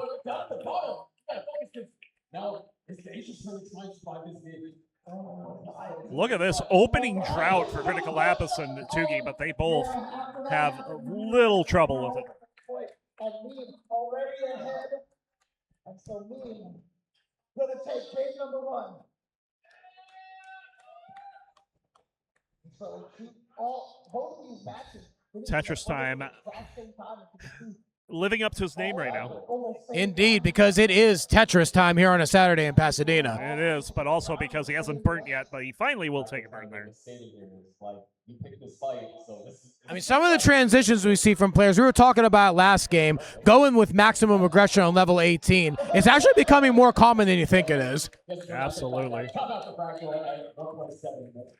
So, on the bottom, Tugi with an early lead, but both players with clean boards.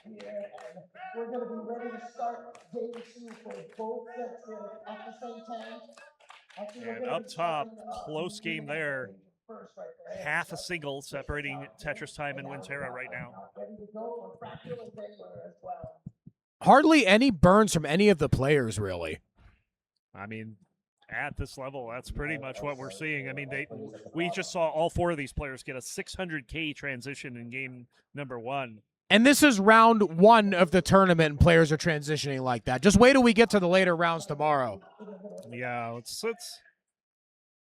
we've got a few people that are known for pacing, and they're currently playing over in CT1, so we want to see a little bit of a preview of what we might see for the rest of the tournament. There you go. We can have that up on another screen as we've got. Yeah, Dangler over on CT1 is probably one of the strongest pacers ever. Yeah.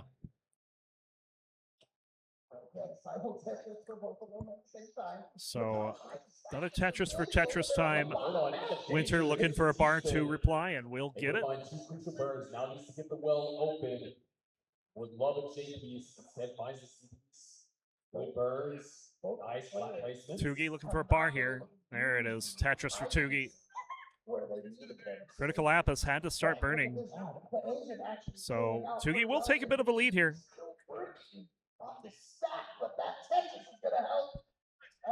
Second game where you see me have to dig through something very dangerous. 269 now for CryticaLapis, 329 for Tugi. So Tugi is still trying to pace very strong here, but CryticaLapis, as we saw last game, definitely has that ability to chase down. As long as CryticaLapis is staying alive within striking distance, CryticaLapis is very much in shape to try and get another win. Yeah, and with Tugi burning here, he's got an opportunity. Well, hold on. Going to have to cover the well, and pieces that are following are not being kind. Nice flat burn, though. There's a nice long bar flat there. Up on top, 351 to 357. Pretty neck and neck up there. Indeed. Winter in the lead for now. TetrisTime very high up on the board. Takes the triple and then gets the Tetris. 381 to 357. Another Tetris for TetrisTime, 404. Score not found. The TetrisTime's got to say otherwise because that score is right in our face. Both scores are right in our face. We had 404 not found on both of them. So they're saying, yeah, we found it. Yeah, we found the score.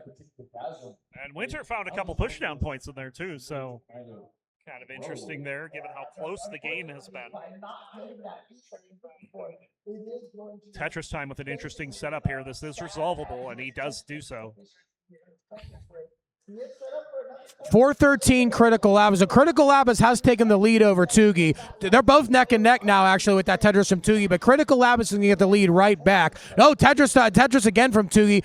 Tugi not able to use that bar, still trying to set up, but CryticaLapis is set up waiting for another bar. Up on top, 478 TetrisTime, 451 Winterra. Winterra's going to get another one, goes to 475. Both of these are neck and neck on top and bottom right now. Yeah, very close. TetrisTime has the real-time lead, but is ahead by 6 lines. Drought counters going now, 23, 24, 25. This is a rough time for a drought. Look how high up Tugi is, but the bar is going to finally come for both players. Both players going to simul Tetris. Still about a 1 Tetris lead for CryticaLapis. And Tugi's going to have to do some burning here, so CryticaLapis could extend that lead a bit.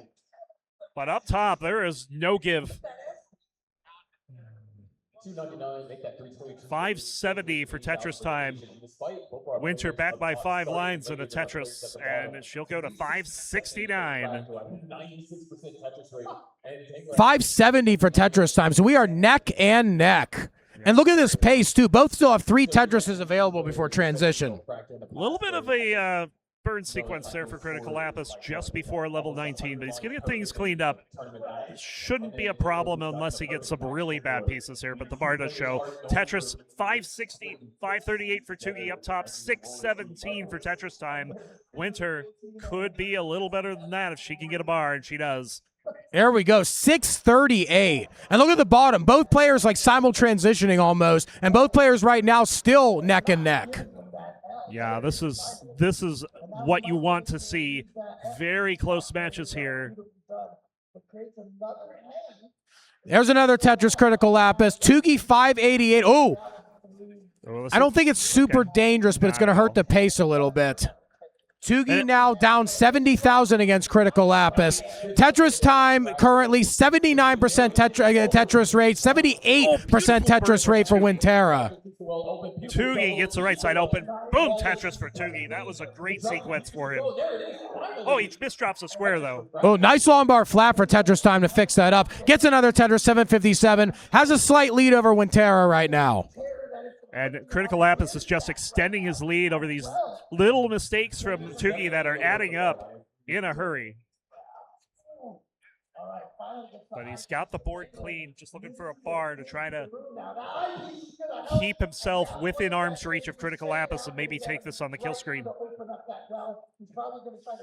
786 Winterra, 844 for TetrisTime. TetrisTime's going to get another Tetris, 874. 861 to 770 now for CryticaLapis and Tugi. Yeah. There's another Tetris CryticaLapis, 891. Winter there had a really awful left side, but got it fixed pretty quick. But now it's the right side that's a concern because she had to cover the well. She's going to have to do, well, she gets out of it, just needs a bar. There's the Tetris for Winter. 852 to 912, and another TetrisTime, 943. A little bit of a hang right there for CryticaLapis. I don't think that's going to hurt him much. He gets a flat bird to get out of it. Yeah, great play from CryticaLapis to fix that mistake. 963 CryticaLapis, 66,000 point lead. We are getting deeper now into level 19 speeds. We only got a little less than 30 lines before we get to level 29. That's where the real speed kicks in for these players. TetrisTime gets a couple holes, but that's not going to stop him from getting a Tetris. There's the max out for TetrisTime and CryticaLapis both. Winter and Tugi just behind him. Tetris for Winter into the max. There's the max out for Tugi as well. Oh, CryticaLapis did not go for the double tuck there with that T. I think Critical's waiting for it. Gets it. There we go. There's a double tuck. Try and tuck that one in. I think it should be good. 1.045 to 1.035. We are neck and neck down on the bottom. 1.025, 1.033. Neck and neck up on the top. We got a little bit of a messy board now for TetrisTime. TetrisTime is in trouble. Only has 5 more lines before transition. You got to get this cleaned up. Have to get this cleaned up. A bar or a J. Gets the J. And he's into 29 at 1,045,000. Winterra, however, getting into a little bit of a slight dig of her own right now before we get to 29. Yeah, that drought kind of hurt both players. 28. There, Put the party down the middle for the Tetris. Oh, no. CryticaLapis in a little bit of trouble. Wait, CryticaLapis might have a chance to get out of this here. 1.166, get the bar over to the side. There we go. 1.1669, 1.197 over there for Tugi. So Tugi has still got, and CryticaLapis' board starting to fall apart. That's going to be it. We're tied 1-1 on the bottom. And TetrisTime's going to be done on the top as well. Winter is in a short chase down. She needs one more line, and there it is. All right, 1-1 for both boards, baby. More Tetris, you got it. Hell yeah. Absolutely, and after what I've seen in games 1 and 2 between these 4 combatants, I want to see dual game 5s because this is too. This has just been fun. Bring it on, HYPE. Bring the hype. That center well for CryticaLapis though almost saved a stack. So players get their scores recorded and then they'll get new seeds.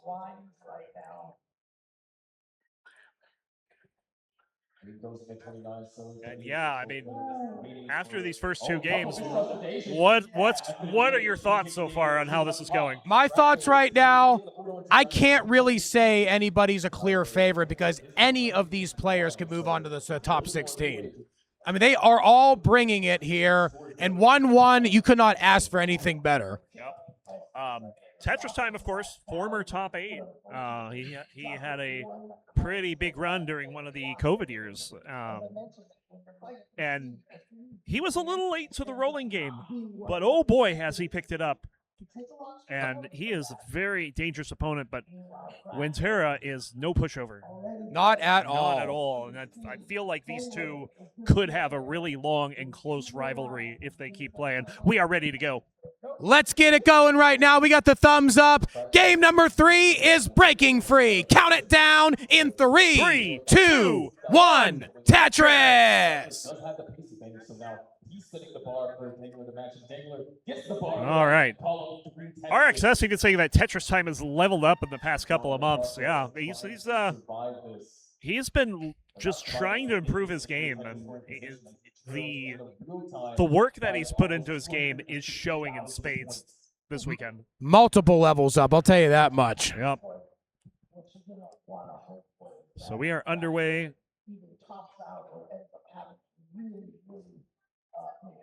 Playing a game of chicken. Who's going to take the first burn? It's going to be Winter.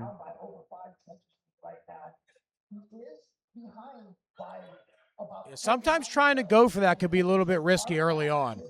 But you'd be amazed, too, like how many players, like, they'll go as far as they can, super aggressive on 18 until they get their first burn. We have a Vitz set up, but we also have a Drought. All right, he gets the bar, and we'll resolve the Vitz, and then get a Tetris. Tugi is fine. Almost at level, or now at level 36, has the 5 Tetris lead. All right, so Tetris time with 5 in a row. We'll get another one there. One Tetris might be all he gets. Right, that one Tetris is a big deal right now. 136 for Tetris time, 121 for Winter. CryticaLapis is closer, 123 to 118 over Tugi. Yeah, Tugi does have a hole over on row 5. Gonna get a Tetris with that next bar. I'm gonna have to do a little bit of burning before trying to score another Tetris. Looks like Tugi does do that burning right there. Up on the top, we have about a 2 Tetris lead for Tetris time over 205, 168. So CryticaLapis with the Tetris, now a 2 Tetris lead. And Tetris time's 100% Tetris rate is in a little bit of danger here as this board is a bit of a mess. He's got 11 in a row currently, and he is going for it. They don't call him triple time, GD. No fear. No fear. Oh, my God. Okay, finally, just has to go for the spin.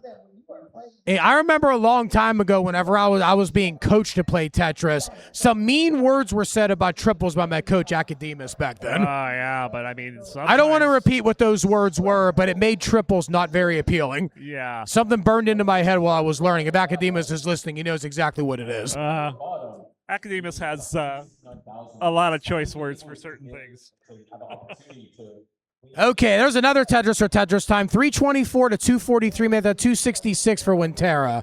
Down on the bottom, 243 Tugi, 307 CryticaLapis. CryticaLapis gets another one to go to 330. CryticaLapis with an 86% Tetris rate against Tugi 70. But look at Tetris time, 91% Tetris rate against Winterra 72.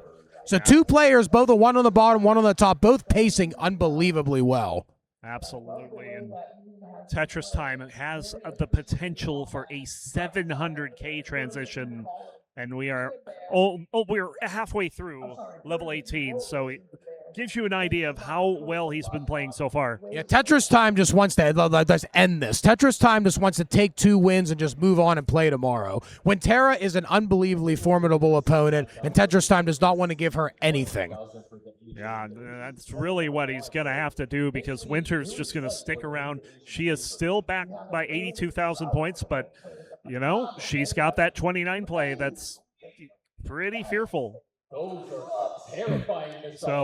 Tetris time's going to have to play. Tetris time's going to have to play all 3 phases of the game to you really do. And there are multiple phases for a reason. Even if they're, quote, easier phases and maybe too easy for some of the top players, there's still very much phases that could affect the game. Indeed. RXS says, I cannot lie, I am mega rooting for a critical Winter match. I actually talked to Winter earlier on in the tournament, and one of the things that she said is that she really, really wants the matchup with CryticaLapis. Well, 2 more wins and wishes come true. Yep. That would be fun to see. Oh, nice T-spin there to bit for CryticaLapis, keeping the board healthy. But look at this, the drought right now, 25, 26. Oh, that's a bad board, too. Oh, A J with no J dependency. that was really lucky right there for Yeah. CryticaLapis to be able to get that bar to fix And that. meanwhile, Tugi's going to weather the drought just fine. He gets a bar for the Tetris. Yeah, CryticaLapis right now still a 79% Tetris rate. Tugi, however, 77 is starting to catch up in the pace. 524 at 114 lines, 120 lines, so a few lines ahead in the future at 552. Pace-wise, this is actually neck and neck. Oh, Winter on top. Winter on top's in deep trouble. And only 12 lines away before we get to transition. Has to dig out. Oh, did not go for the long bar flat there. Oh, no! It's going to hang, and TetrisTime is going to take game number 3. That's a rough one right there. Winterra missed putting that flat piece there. I was going to say, like, that type of dig is something that Winter can get out of on 18. But the problem was she didn't have much 18 left. I know, that's the tough part. I feel like even if she was able to survive long enough, unless she got some really divine pieces there, that was just going to be trouble. Still fought with everything she had there, but as we just said, 18 is still a phase of the game. It absolutely is. As on the bottom, we have gone past that phase, and Tugi has taken the lead away from CryticaLapis. 625 to 617. Well, CryticaLapis takes that lead right back, 642. There's another burn. There's another Tetris CryticaLapis, 669. Another Tetris for Tugi, 657. Both of them just trading off right now. Neck and neck, 73 to 72% Tetris rate between the two players. So CryticaLapis waiting on that bar. Will get the bar for the Tetris. As both of these boards look great right now. CryticaLapis can take a safety burn there, but Okay, Tugi fully cleaned up. Tugi gets another Tetris. Tetris for CryticaLapis, and now we got the lead ping-ponging back and forth between them. 752 to 766. Another Tetris CryticaLapis, 783, 793 for Tugi. Yep. We're going to have a bit of a break here for Winter as she's going to step away for a moment, take a breather. Yeah, breathers are well-deserved with the level of finesse and just physical exhaustion that comes into rolling at these speeds. Yep. 853, Tetris Tugi. 844, Tetris for Lapis. Tugi just hanging on to this lead. CryticaLapis is not making it easy by any means right here. Still clean, still attacking. A drought bar's coming right now. 21 pieces. There we go. All right, so Tugi in a bit of a spot right now. Going to get things almost resolved. There we go. There's the bar. There's the Tetris. And we're back to the lead going back and forth. That's exactly what we want right now. We're a little more than halfway through post-transition play here. 923 Tugi, 921, next at 924. Briefly for just a split second took the lead off of Tugi, but Tugi gets it right back with another Tetris. Yeah, CryticaLapis is going to get a Tetris there. Look how close this is. 2,000 points. And another Tetris for Tugi. Tugi with the edge in pace at the moment, but this is such a pivotal game 3 between two very closely matched competitors.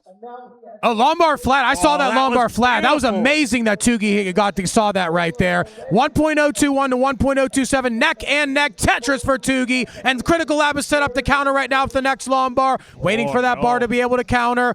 Not getting it yet, though, but the board is still clean. Tugi, meanwhile, also trying to get another Tetris back on the board. 1.091 to 1.066, so less than a Tetris separating our players, and we are almost ready to go to level 29. And we are ready to go up on top as well as Winterra and TetrisTime enter game number 4. But we are in level 29 on the bottom. CryticaLapis in at 1,110,000. Tugi still has a Tetris available. We'll go in at 1,169,000. All right. There we go right now. Tugi gets another Tetris, 69,000 point lead. A diving board there for CryticaLapis, but is going to get it cleaned up quickly. Getting it down. These are pretty good stacking buff. Both our players. Looks like Tugi's trying to build up a little bit more aggressively here. CryticaLapis is trying to keep it a little bit safe. Tugi does have a significant lead of about 130,000, though. Tugi getting the right side open, but he's going to have to close it down again.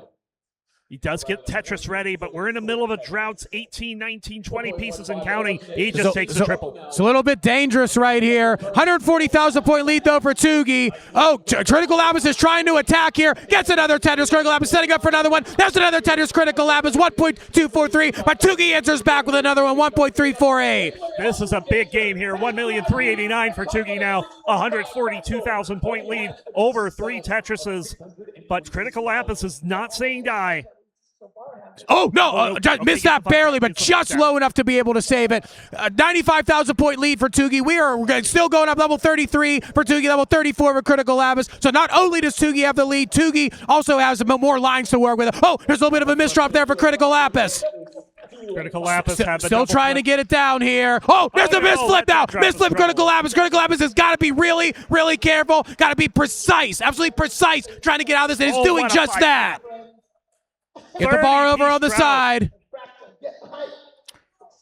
Rough drought here. Oh, Tugi's in trouble. If CryticaLapis can survive this, get the bar, get the bar, get the bar. Bar does not come. Tugi takes another one. Oh, my God. A 30-piece drought into a 20-piece drought. The 30-piece drought takes out Tugi. The 20-piece drought takes out CryticaLapis. And Tugi's ahead 2-1. Question, how close is Death Valley to Pasadena? I have no idea. It's probably too close after seeing those droughts. No kidding. Tugi clutching his chest after that one. I mean, yeah, that was an amazing performance out of both players there. So we got 2-1 leads for both of our players. We have already started up on the top, 282 to 220. So we are neck and neck between Winterra and TetrisTime up on top. 2-1 lead for TetrisTime. One more win will send TetrisTime into the final day of the tournament, into the top 16. And yeah, Tugi also in the same spot. So just need to get our production team to get that heart over to Tugi, as we are ready to get that counted down. Meanwhile, up top, TetrisTime with a great pace here, 348 at 68 lines. 89% Tetris rate to 85% Tetris rate. Look at that. Yep.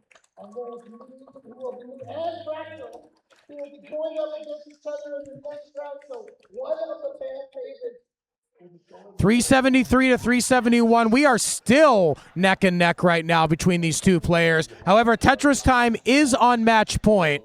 Setting up a spin or a tuck right here. Gets another Tetris. Waiting for an S to be able to spin or be able to get the J to tuck. Does get the J to tuck. Looking for another J tuck, actually, and does get it. 416 to 419. Another Tetris for TetrisTime. And we are Tetris ready as well for Winterra. Yeah, another close. Winterra gets another Tetris, 441 to 439. Neither player really conceding anything right now. That TetrisTime actually playing it a little safe there after getting the bar dependency. Did get the bar very quickly, but he's clean already. There's another Tetris here.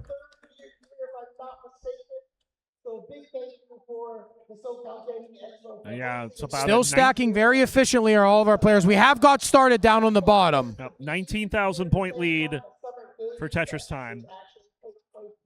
Tugi having a bit of a rough start here compared to CryticaLapis. Finally gets a Tetris there. Yeah, honestly, if Tugi ends up pulling this off, this would actually be a fairly sizable seed upset of 23 over 10. Yeah, I would agree, but I feel like Tugi has played very well here. And of course, you know, maybe rookie nerves coming into play for CryticaLapis. I will say this about CryticaLapis, though. I feel like he is one of the most unshakable players that I've seen in CTL in a while. So if anyone is going to shake off the nerves of the first time CTWC appearance, CryticaLapis would be high on that list. I would definitely agree with you on that one for what I've seen. CryticaLapis 118, Tugi 101. Up on the top. That was great. Oh, yeah. Up on the top, we have 590 to 124 lines for TetrisTime. TetrisTime looking for another 600K transition. But don't count Winter out from that either. She's only 2 Tetrises away from that, too. Look at the Tetris rates up there, 81 to 78. On the bottom, 80 to 65. Let's see what we get here. Winter is going to get the 600 as well. 638 for Tetris Time, 618 for Winter. Less than a Tetris is the difference here in this pivotal game 4. We were tied on the bottom for a brief moment there. 193 to 192. One burn separating the players, and they have the exact same line count, too. Oh, man, yeah. Up on the top, 688 to 668. 20,000 point lead currently for Tetris Time. There's another burn. There's another Tetris for Winterra. 696 to 716. 216 to 261 down on the bottom. Still relatively early here. Little bit of a slight burn sequence that needs to get worked by CryticaLapis, but does just that with a few burns. Yep. Very quick burn sequence there for CryticaLapis. But Tugi has taken advantage. Currently has a... It's less than a Tetris lead in pace, but real-time lead, it's a little more than that. Interesting delayed burn there for CryticaLapis with that long bar. Very well thought out. We have a lot of fans of both CryticaLapis and Winterra in chat here, cheering on their favorite players. Get the energy flow, and that's what I'm talking about. Indeed. We do have a Let's Go Tugi chant in chat as well, but we're also getting the other half of that. Oh, yes. I know it right away. I know exactly what it is. Oh, look at that Vitz there set up for Tetris timing. Hits it. Column 8. Just needs a burn over on the side to be able to get ready here. So, yeah. Going into 2025, I felt like I had about the same chance to win. So 400,000 for Tugi, 319 for CryticaLapis up top. It is a big lead for Tetris Time, 926 to 807. Now, I will say this, 807 on 24 is pretty good. I'd say really good. 988 at 25 is phenomenal. Crazy, yes. I think good doesn't even begin. Oh, look at that spin. Yes. There's a 26 max and another Tetris for Tetris Time, 1.054. Tetris Time is looking to put it away here. Yeah, saying it's time. Yes, for some Tetris. 492 on the bottom now. 413 for CryticaLapis, but Tugi still leads by about 80,000. Indeed. 102,000 point lead on the bottom, 180,000 point lead on the top. If those leads hold, these will be 4-game sets. Max out on top for winner, but almost a 1.2 for Tetris Time now. And there's another Tetris, 1.226. Yeah. This is an amazing game for Tetris Time. Not as good as his qualifying game, but yeah. 1,264,000 in the level 29. Wants to end it now. Yes, Winter will be back by about 160,000 points entering transition. She's got the 1 million. Oh, look at that tuck from Tetris Time. Do you see how precise you had to be to hit that? Very little margin for error on these speeds. 1.317 to 1.134. A little bit of a slight issue for winner. Oh, double dependency. Nice right there. Getting the L followed by the bar. Perfect. Okay, Winterra's ready to attack. There's another Tetris Winterra. Before you could finish saying double dependency, both of them were filled. You know it. 1.185 to 1.334. Tetris Time is still fully clean. Oh, hold on. Okay, there we go. Good burns for Tetris Time. Because Tetris Time has such a big lead, Tetris Time can afford to play safe there. Winter, though, is... Winner's in a little bit of trouble. Oh, gets it all the way over. Winner is still a lumbar dependency. Gets the bar to be able to fix it. Only down by about 120,000 now. Winterra's starting to close the gap. And Tetris Time, though, is set up, but that board is spiky as heck. We'll get the Tetris, but now it's going to be in cleanup mode at the 1.4. Okay, Tetris Time trying to get this down right now. Not fully clean. The right pieces should be okay. Right pieces did come, and Tetris Time is okay, but still 120,000 point lead right now for Tetris Time. And it ups it again with a Tetris, 160,000 point lead. Winterra has to go aggressive. Does just that, gets another Tetris, cuts the lead back down to only 120,000 points. 1.4 for Tetris Time, 1.3 for Winter. Winter setting up again, looking for a bar. Must attack here. Must attack. It does just that. Has to, might have to even try to set up dirty here because Tetris Time is not letting up, but gets another Tetris, brings it back up to about 110,000 point lead. Still about 2.5 Tetris. Oh, that bar hang right there. That could be a little bit dangerous. Get it all the way down. Has to get that down right now. Oh, go left well. Could go left well right now. Gets the left well. God. Tetris time. That may be the dagger right there because we have a major dig situation coming up for Winterra. Another misdrop followed by another one. Tetris time takes it down and is going to the top 16. Hell yeah. For Tetris time as well.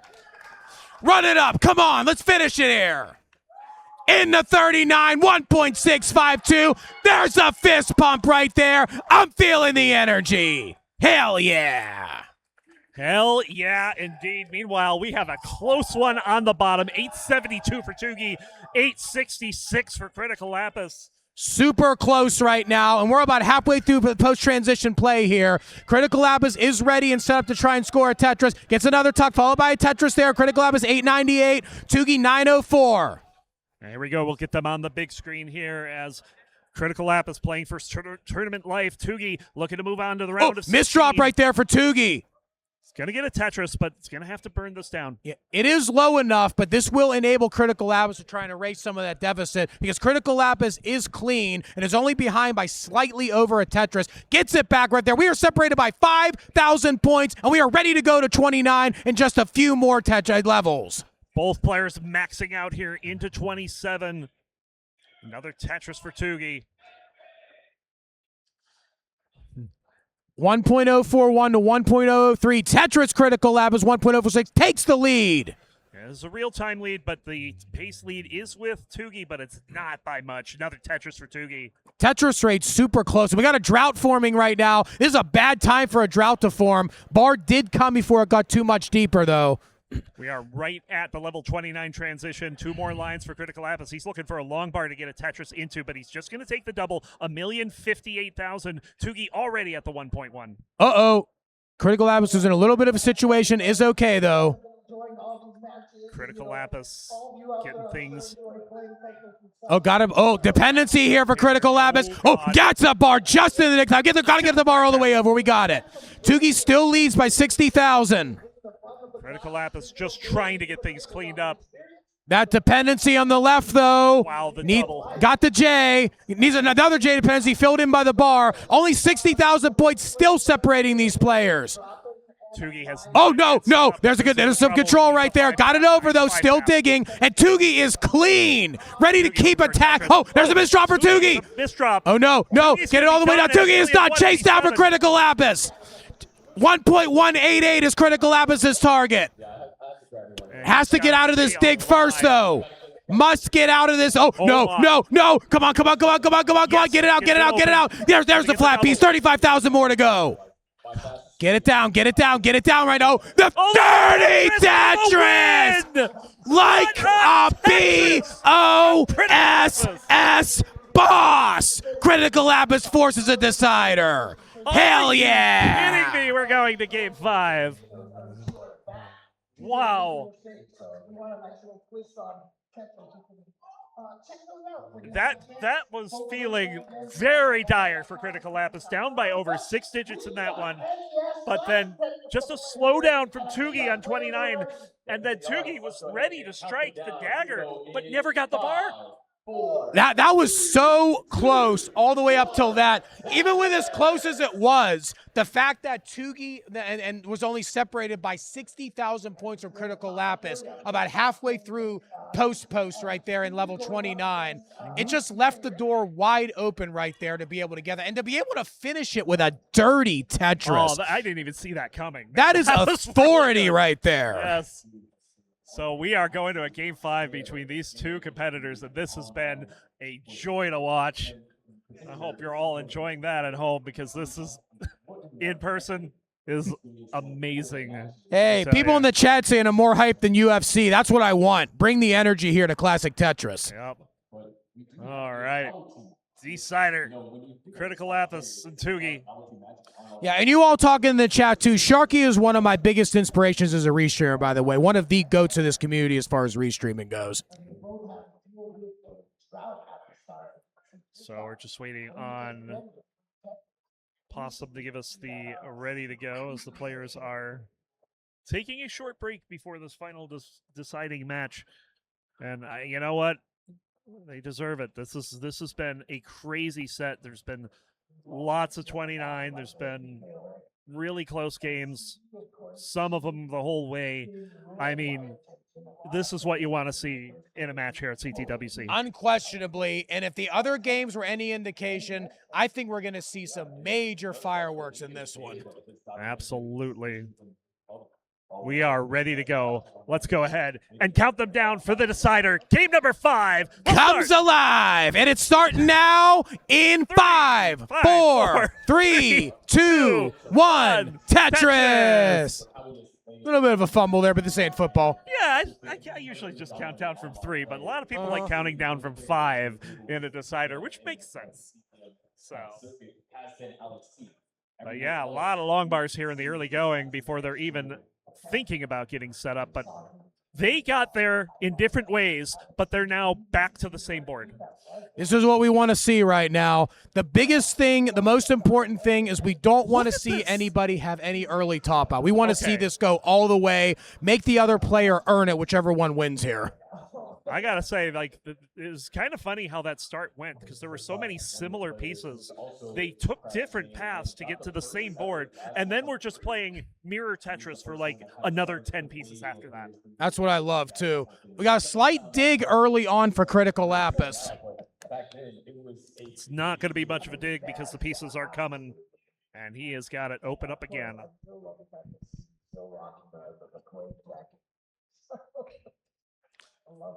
Another Tetris. CryticaLapis. 2 back-to-back bars scoring there. Yep. Tugi, however, is continuing to answer 140 to 98. Still early days in this one, but Tugi has continued this amazing 18 play. 86% Tetris rate. Almost every game this entire set, Tugi has been like 80 plus in level 18. Yeah, this has definitely been a showcase on 18 for these players. CryticaLapis is laughing over there. I don't know at what, but but he's got a weird board at the moment. Going to want to fix that in short order. Gets the T, so he should be fine. Couple good tucks here. 185 Tugi, 148 CryticaLapis.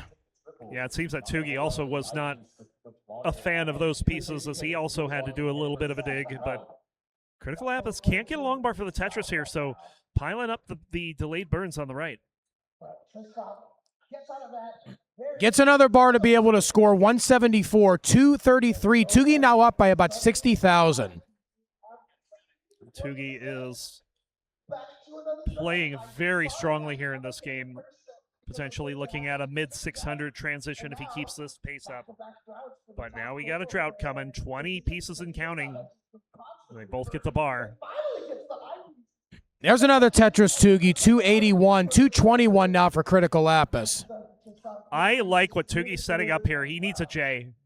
He doesn't get it, though.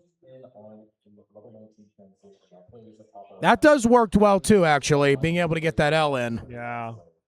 But he was trying to set up he had some really awful pieces, so he tried to save it by setting up a delayed Vitz, but didn't get the J to actually get it set up. Actually, look at this. The entire deficit has been erased by CryticaLapis. CryticaLapis actually ahead by about 1,000 now. Yeah. And that's just basically on the back of Tugi having to do a small dig. They're both back into a clean board. Tetris for Tugi and another one. Still getting a few more burns down here to be able to clear the board back up as Tugi. Tugi does just that. CryticaLapis gets another Tetris back to neck and neck here. 380 points. And separated by one line, too. Yep, 380 points is the difference between two singles and a double. This looks a little bit slightly messy for CryticaLapis, though. Actually, a T-tuck would be really good over on the left side to make it not real. Oh, that tuck works as well. Yep. Just needs to clean up that middle there. Meanwhile, Tugi in a drought as well. Waiting on this bar. Bar shows up. He gets a Tetris. Another Tetris as well. And Tugi. Oh, wait. CryticaLapis is going for the center well dirty. Looking for the bar. Where is the bar? Takes a safety double. Oh, that is a rough piece right there with that S. He's fine, though. There we go. One of the worst feelings in Tetris is when a piece comes and you have nowhere to put it, and you just know the dig is coming. But in that case, that was masterfully executed by CryticaLapis. Yeah, that was very good, getting out of that.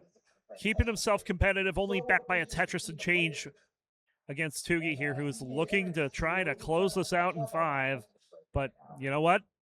CryticaLapis looking to do the same. No fear at all. Only separated by a little less than a Tetris are both players right here. There's another Tetris for Tugi, 481, 441 now for CryticaLapis. Make that 463 with another score. Interesting hang. Oh, actually a T-Tuck will work there. Ends up doing the T-Tuck. Another T-Tuck. There, another masterfully stacked sequence there for CryticaLapis. Indeed. Currently 39,000 points is the lead for Tugi as we're approaching level 19 in our final game in this round 1 matchup. There we go. Another 551 Tugi. Now, Tugi still has 2 more available as well. Yep, still on pace for 600. Well, maybe not. Oh, going all the way left instead of going flat over there. Interesting setup here for CryticaLapis. CryticaLapis just going to burn in at 519. And gets things cleaned up. 598 for Tugi. 547 CryticaLapis. We are now on level 19 speeds. Decider time. Winner goes to the top 16. All right, 601 to 549. Another Tetris for CryticaLapis, but Tugi answers right back. No fear right here from either player. There's another Tetris there for CryticaLapis, 601. Yeah, these players are playing this tight, too. Like, this is some really good stacking here on 19 speeds. Oh, that was a little close one there for Tugi. Tugi's got a slight mess here, but nothing dangerous. Yeah, Tugi didn't realize the misdrop in time to try for the Tugi spin. Yeah. Does have the board in relatively okay position to get out of the dig and still has the lead. Yep. Oh, CryticaLapis takes one of those Tetrises back. Is only a little over a Tetris behind. And a much cleaner board, too. Tugi is clean now, though. He'll get the Tetris for CryticaLapis, but Tugi will answer back. He still has a 36,000-point lead here on level 22. Yeah. He got a mess for CryticaLapis, actually, though. This is going to take some time to dig down, and Tugi is in the position to take full advantage. And Tugi is taking full advantage. He's reopened the lead back to about 60,000. There's another bar for Tugi, up to almost 90,000. And CryticaLapis is still trying to dig out. Oh, no. That could be a really, really dangerous misdrop right there. Oh, okay. Wow, was that close. Wait, CryticaLapis might go dirty here. It's set up for it. Needs the bar. Dirty Tetris, CryticaLapis. But still behind by about 110,000 points. Tell me, where did that Tetris come from? Right out of a sewage plant. Just filthy. All right, so 132,000-point lead for Tugi. Oh, misses the T-spin, though, to CryticaLapis. Still behind by 150,000 plus points. Wait, are you saying that CryticaLapis did a Tugi spin? Something like that. Oh, my God. 907 for Tugi, 751 for CryticaLapis. Tugi looking to put the dagger in on game number 5. CryticaLapis now level 26, 785, 941 for Tugi. Tugi has a significant 180,000-point lead. CryticaLapis is cleaned up. We have a slight burn situation for Tugi. CryticaLapis takes some of those points back. Awful squares there, but Tugi manages it with some really good stacking. He's got the max. Tugi gets another one there. There we go, 852 to 1.01. Dependency forming here, however, for Tugi. Gets a bar to be able to plug it in. Gets that T to be able to get Tetris ready. There we go. There's another one there. And GD, this is looking like it's going to end on 29, just like this match should. There we go. 1.049 to 920. Oh, Tugi with 2 dependencies. Gets them both filled. Gets a bar for the Tetris. Has one more before 29. CryticaLapis with 1 line before 29. He'll max into level 29. All right, here we go. CryticaLapis down the bottom. But we're going in 1.1 for Tugi. 115,000-point lead at a Tetris there. 4 Tetrises ahead now. Here we go. Tugi gets another Tetris. 1.199. 183,000-point lead. Tugi is authority right here. Yeah. CryticaLapis is not going quietly here, though. Yeah, Tugi is very low here. Getting it down. Oh, CryticaLapis is set up. Tetris CryticaLapis 1.064 needs to go full aggression right now. There's another Tetris for Tugi 1.29. Yeah, Tugi's going full aggression, and he's up by 5.5 Tetris. And another one for Tugi, 1.33. This is an absolute clinic from Tugi. This is great 29 play for both players, really. Oh, Tugi actually, Tugi, slight burn. Nowhere to really put that piece, unfortunately. Oh, nice being able to play it down. Tugi's getting it back down. CryticaLapis getting into another dig. Misdrops that O piece. Critical at 1.195, has to try and dig out of this. Tugi's also in a dig. CryticaLapis trying to get out of this. Does a little bit of a sacrifice there, but is getting this cleaned up. Still fighting here, but Tugi is still up by a lot. Level 34, time running out. 1,375,000 to 1,000,000. No, there's a hang. CryticaLapis has a chance. CryticaLapis has a chance. 147,000. No, there's a hang right there. No. Come on, get it down. Tuck it over. Time is running out. Still has time. 3 Tetrises, 1,375,000 and a still has time. Come on, CryticaLapis, take a few burns right now. There's the bar right there. It's not a Tetris, unfortunately, but if this can get cleaned up, full aggression may have an outside chance. Burn. Get it down. Only 15 lines left. 3 Tetrises or 2 and change. That change includes a triple. Oh no, this is running out of time. Gotta go super dirty here. Gotta go. I don't know if there's gonna be enough runway. Don't know if there's gonna be enough runway here. And there's a drop. That's gonna be it. Tugi moves on to the top 16. Hell yeah! Tugi sucks. Tugi just performed a clinic on level 29 in game number 5. In 3, 2, 1. Tetris. All right, so we have 4 strong players here. We're going to start with our top matchup here. Cobra coming in as the 6th seed, 53 points of qualifiers with a 1.7. And his opponent, Hydrant, the 25 seed. Think about that. No, Hydrant. We just had Tugi on. He's not on anymore. We don't need the Tugi spins. Now speaking of, imagine this, Hydrant, the 25 seed. Hydrant's not even in the top half of gold. 23 points, 1.2 million is the high score.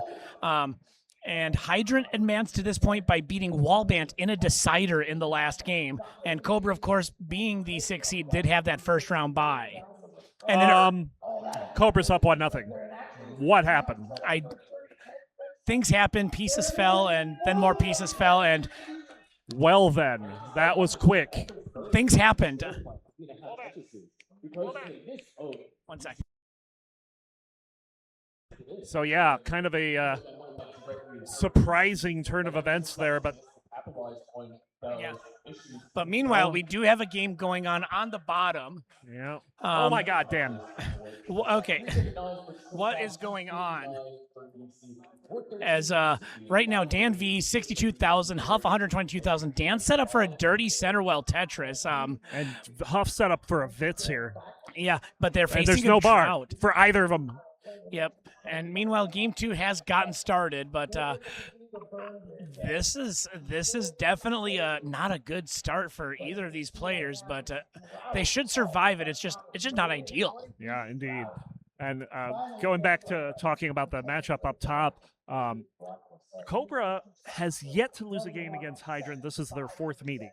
Yeah, and for clarification, you're not talking about matches. You're talking individual games. Individual games. Cobra has just won his 10th in a row over Hydrant. Yeah, so Cobra has yet to yield a heart to Hydrant. Yeah, and Hydrant isn't some pushover either. Hydrant is the first player to roll over NES Tetris. Yeah.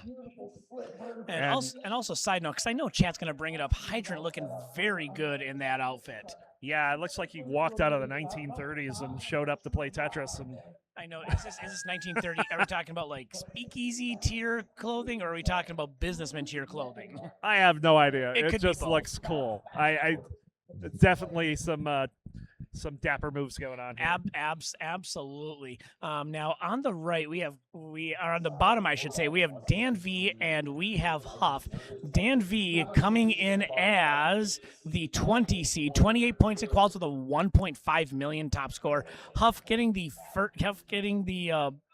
by here. I am trying to find his score on my sheet, and I cannot see Oh, it. I think you need to refresh that. Okay, let's give it Yeah, the I old think bad you boy have refresh, because Huff. but you don't have Dangler or Huff in there. Okay, there we go. There you go. Huff the 11 seed, 40 points with a 1.5 top score, and Huff with that first round bye. But DanV got here by beating Broden 3-1. So made it through round 0, made it to round 1, but now he's got to deal with the big bad Huff. Yeah. And these two have faced off once before. It went to Huff 3-0. All the matches we're talking about prior to today happened in the Classic Tetris League. So this is the first time these players are meeting outside of that event. And that's kind of a surprising development considering how often these players play Tetris. You would expect them to have met up maybe at a CTM or maybe even in like something like a CTBW or maybe even a prior CTWC, but no, it's just all CTL all the time. Yeah, it's not like it's the first tournament that some of these players have been at in person together. No, in fact, I think Hydrant, he and Tristup are the only ones that have been in CTM Masters every year since 2019. Oh, wow. So Cobra here with an early lead, 20,000 points on the bottom. Huff with a 5 Tetris lead over DanV. Yeah, they have reached the turn on the bottom in that first game. Meanwhile, up top, they're in game 2, halfway to 19, but 500K pace for Hydrant. For Cobra, it's about the same. You see those Tetris rates are close to identical, so. There's the bar. I was about to point out the drought, but the drought is a thing of the past. Yep. For now. That's what we like to hear. We don't like the droughts of the present or the future. We like them to all be in the past. Yes. No more droughts, please. Absolutely. Otherwise, you might hear me saying stuff like, give me the bar. Yeah. Up top, Hydrant has pulled it back within 2,000 points, so that early trouble looks like he's put that behind him. Absolutely. Take a game here. Yeah, I mean, they're still fairly close up top. It is relatively early. Huff, they're about to go to level 19. Huff with a lead of about 4 Tetrises and a little more, but they are in a drought. It's about 20 pieces. Huff's going to get a Tetris out of it. Dan is going to continue to burn this down. Yeah, we're right at the level 19 transition too, so Dan really needs to focus on getting this board in a healthy state, and that T is not what the doctor ordered. No, 15,000th worst T piece hang ever. But yeah, get that J rather over it, but he'll set him back a little bit, and he's already back by about 138,000. So yeah, and on the other hand, up top, you've got a slightly closer game. 440K for Hydrant, 401,000 for Cobra, who's going to get a Toastress, make it 424,000. They have passed the turn. Hydrant with a little bit of a line lead in the line count. He's a little further ahead in the sequence. May end up making a difference later on, but right now it's just something to take note of. Let's take a look at DanV's board though, because his board is in a bit of trouble here. Yeah, this is a little bit of Swiss cheese. He's got alternating gaps right there in column 6, then 1, then 2. Yeah, he's having trouble finding the right pieces to get out of this burn. And having trouble. It really is not hurting him right now because he didn't have a long bar dependency to use it on. Yeah. And he's going to get this down, though. DanV getting this cleaned up.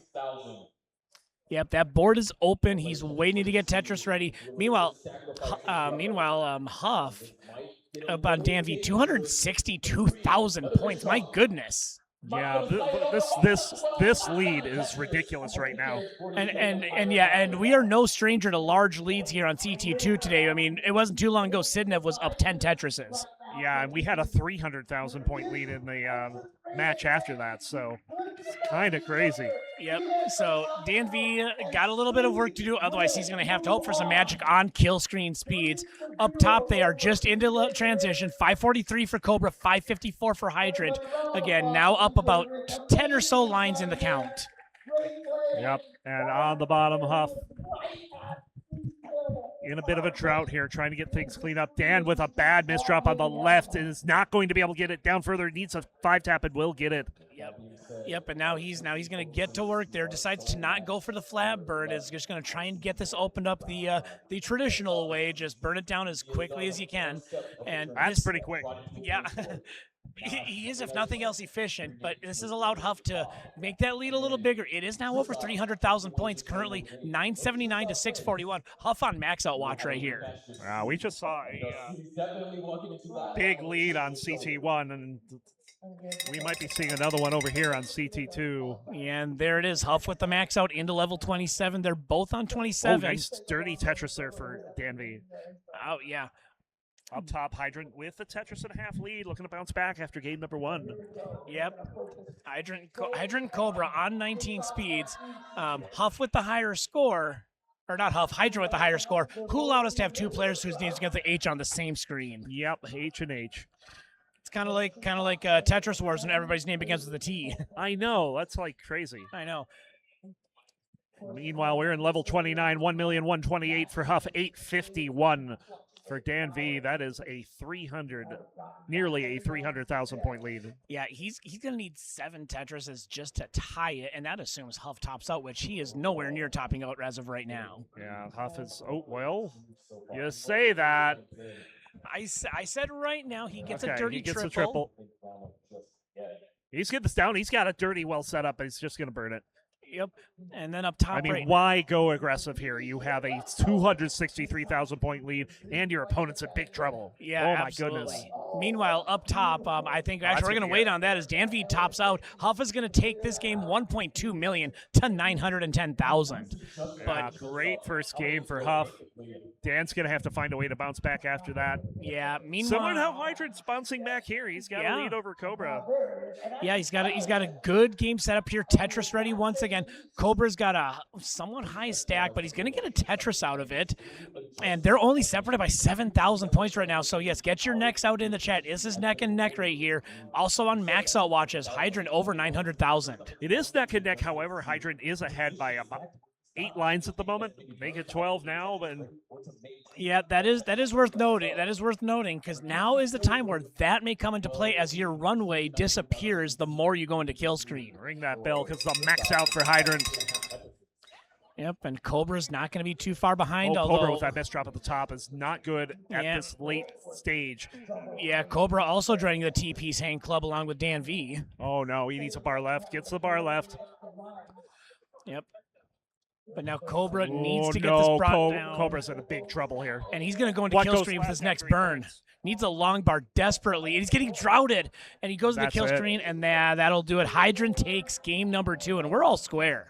And probably, maybe more importantly for Hydrant's mental state, his first game win ever against Cobra. Yeah, I mean, even for your top players, they may say, "Oh, it doesn't bother me, it doesn't get to me," but you got to believe, even subliminally, that plays a role. Knowing I've never taken a game against this player. Yep, and now he has. And you know what?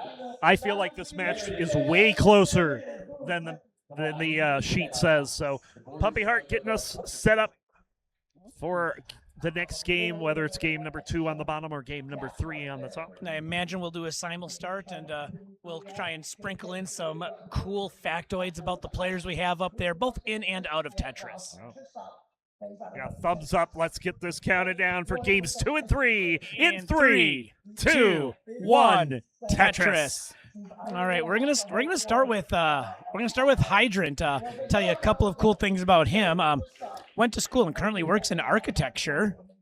And as I mentioned before, he and Tristop, the only 2 players to have done Masters and CTM every year since 2019. That is an impressive streak. That's amazing. And also, Hydrant played tennis until college. Another tennis player. Yeah, we've got some patterns here. We're noticing tennis players in Tetris, volleyball players in Tetris. A lot of musicians in Tetris.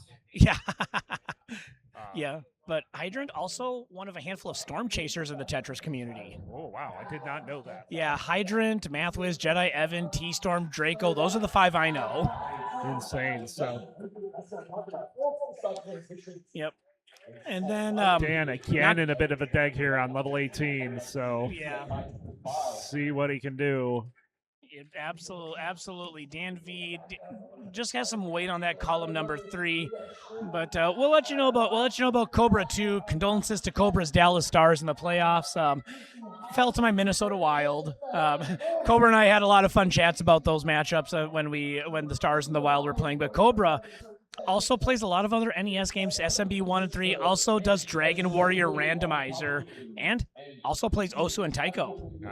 My last NHL game I saw was Detroit versus Minnesota in Minnesota. Was it the Wild or the North Stars? It was the Wild. Oh, wow. Was back in 2009. No way. A while back. Yeah. Tetris for Huff. Yep. He's got double the score of Dan right now.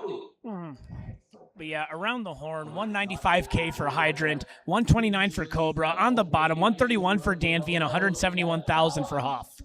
And Hydrant, he wanted to know how he was going to bounce back after that game 1, and he takes a win in game 2, and now has almost a 3 Tetris lead in game 3. But yeah, currently double long bar dependent. We'll see. He opts to pass on the dirty Tetris, but he's long bar dependent once again. And I don't know. Well, based on what we're seeing, everything might be coming out Millhouse for him. Absolutely. He's getting all the pieces he needs. He's got the right side open up. There's the bar. There's the Tetris. Yep. He's holding on to that 2 Tetris lead. On the bottom, it's just about a 5 Tetris lead for Huff, 267 to 181. Both players having relatively clean boards. Huff going to throw down another Tetris to get close to 300K. We have chat saying that Hydrant is a Time Lord. They're also questioning his fashion sense, which that might be a party foul right there. Yeah, I think the fashion sense is fine. I approve of it. Absolutely. I don't have a jacket that looks that great, but I have a similar one that is kind of more of a like a baby blue. And who knows? Maybe I'll pull it out at the after party. Yeah.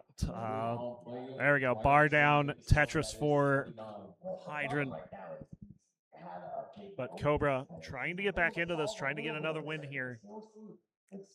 All right, Cobalt, you in Twitch chat. Hydrant looks like he's about to demonstrate a new Tetramino he invented at the 1903 Chicago World Fair.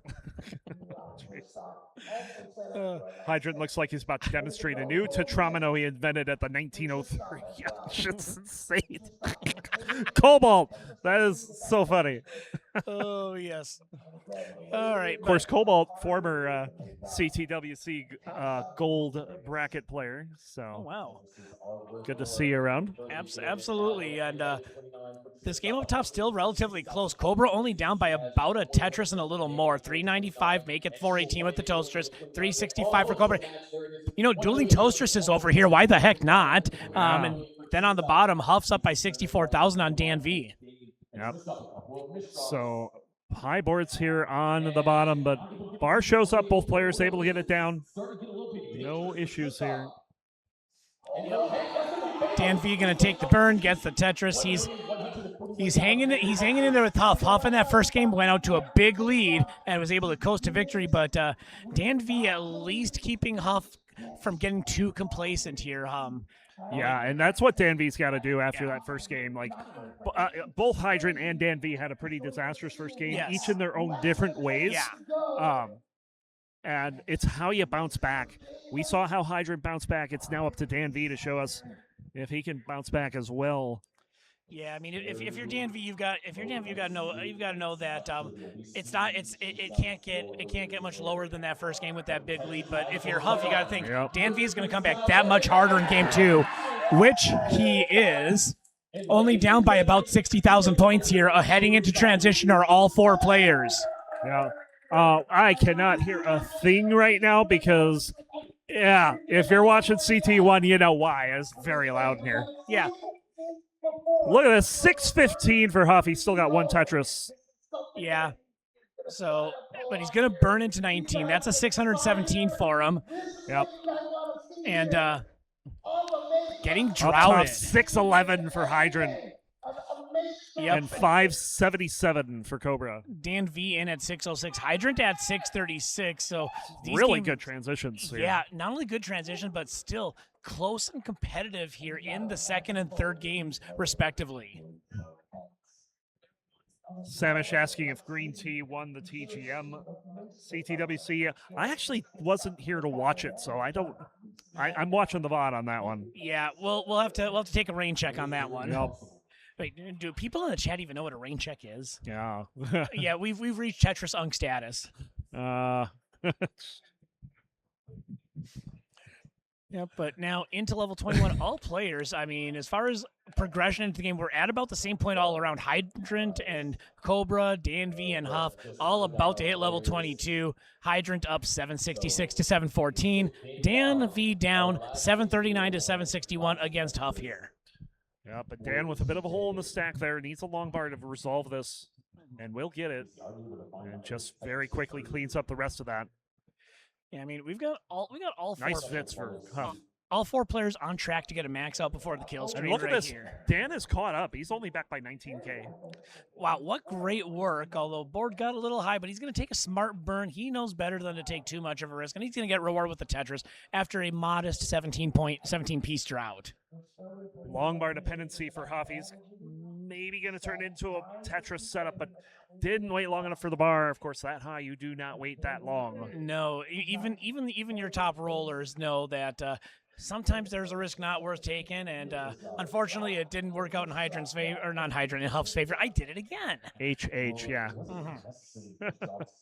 The Huff getting it cleaned up, but Dan has taken the lead, and he's looking to do what Hydrant did and try to get back into this. Meanwhile, Hydrant is getting a big lead of his own, 151,000 points here on level 25. He's about to max this out. Oh, but the misdrop, he needs a bar. Yeah, meanwhile, on Good the burn, bottom, they dealt with a nearly 30-piece drought, and DanV also nearing a max out. Huff with a hang of the J piece.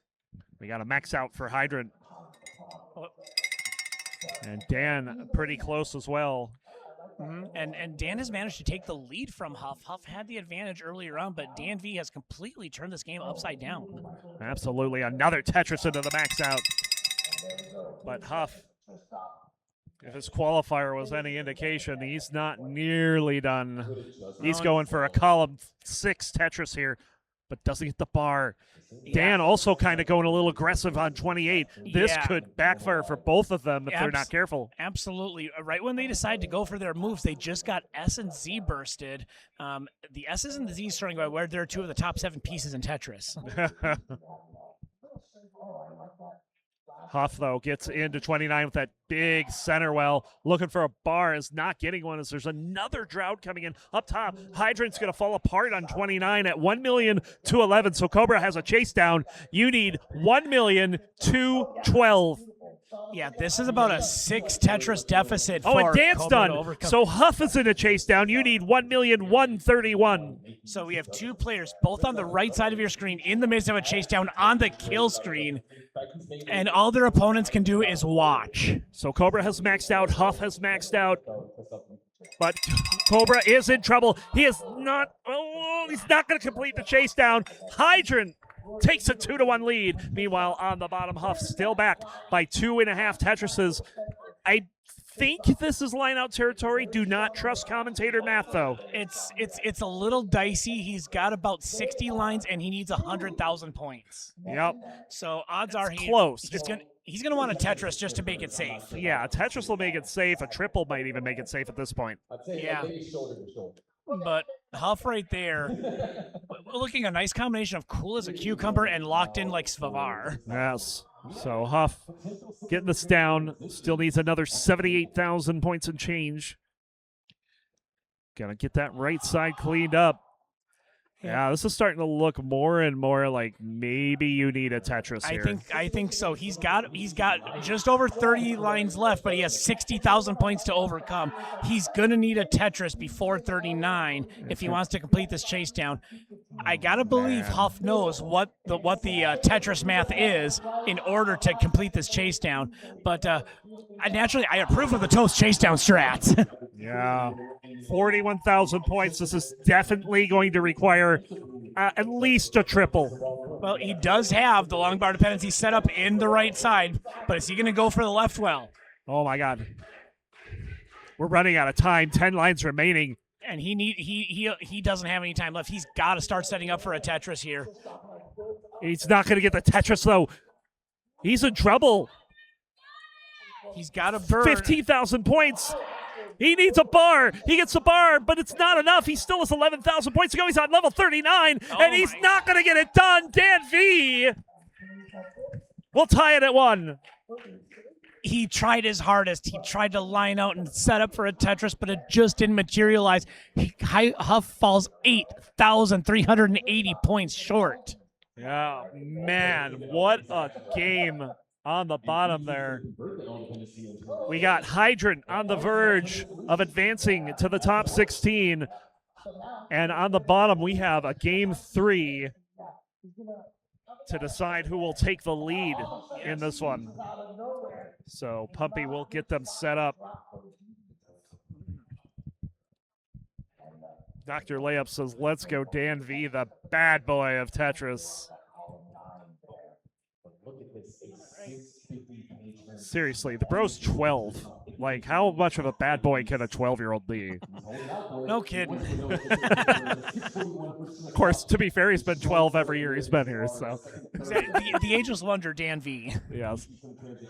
Well, we love DanV around here. He is just bathes in the fountain of youth every day. Yeah, I mean, DanV is a pillar of the community. He does a lot of YouTube work for CTM. Let's go and get this counted down. Game numbers 3 and 4. We'll start In 3, 2, 1. Tetris. Yeah, DanV, the YouTube editor Ah. for Classic Tetris Monthly. He's, Yeah, I thought I remembered hearing that, but I wasn't able to confirm. And me being somewhat new to the community, I have this in my head. You tell me if I'm wrong. Wasn't his screen name at one point Dan Dweller? yeah, he it has pretty much. Because now it's DanV Pants. Yeah. So whatever Van Dweller, the owner of CTM, whatever he changes it to, DanV changes it with the V and D reverse. Oh, that's awesome. Yes, I love it. It's good. We have a big drought. Yeah, I started this game here. I do not love this drought. I don't think the players are loving this drought. 35 and counting. Yeah. Start printing the milk cartons. Oh my God, Huff misses the 4-tap. And he's in trouble now. That square is not going to help. Nope. The squares are doing square things again. And Huff is gonna work on flinging some pieces around to get this. And we've got another drought. But Huff has the well open. Will he get the long bar? He's not waiting for it this time. Nope. He's just gonna burn because guess what? This drought is ridiculous. Another 30+ piece drought here. We're not even 30 lines in. I know. You can count the number of long bars probably on one hand these two players have received. No kidding. There's a Fitz for Dan. I don't know where he found a long bar to do that, but jeez. It's a bold strategy, Cotton. It might pay off here. Now, I can also mention, you talked about DanV and his YouTube work. Huff, I can tell you, Toasters Open champion back in May came out to Minnesota, came to a Minnesota tournament and said, I don't care, I'm from Michigan, I'm going to beat all of you guys. And he beat Rhubarb in the final of that DAS tournament special. Wow, very nice. I can also tell you something about Huff. He plays a game called Noita. I have not heard of that. Noita is a fun one-building game. It's a chaotic game. If you haven't played it, pick it up. It's a good time.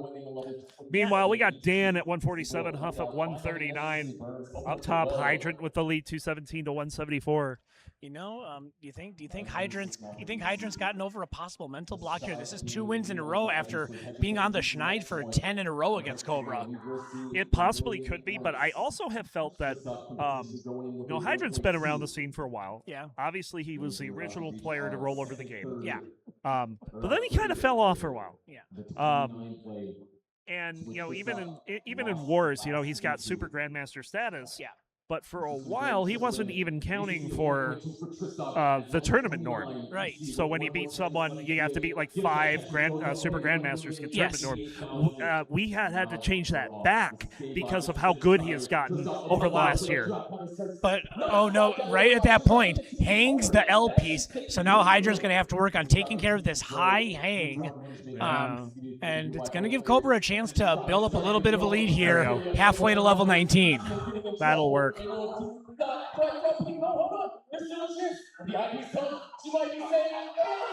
So Cobra with a 15,000 point lead, Huff 72,000 points.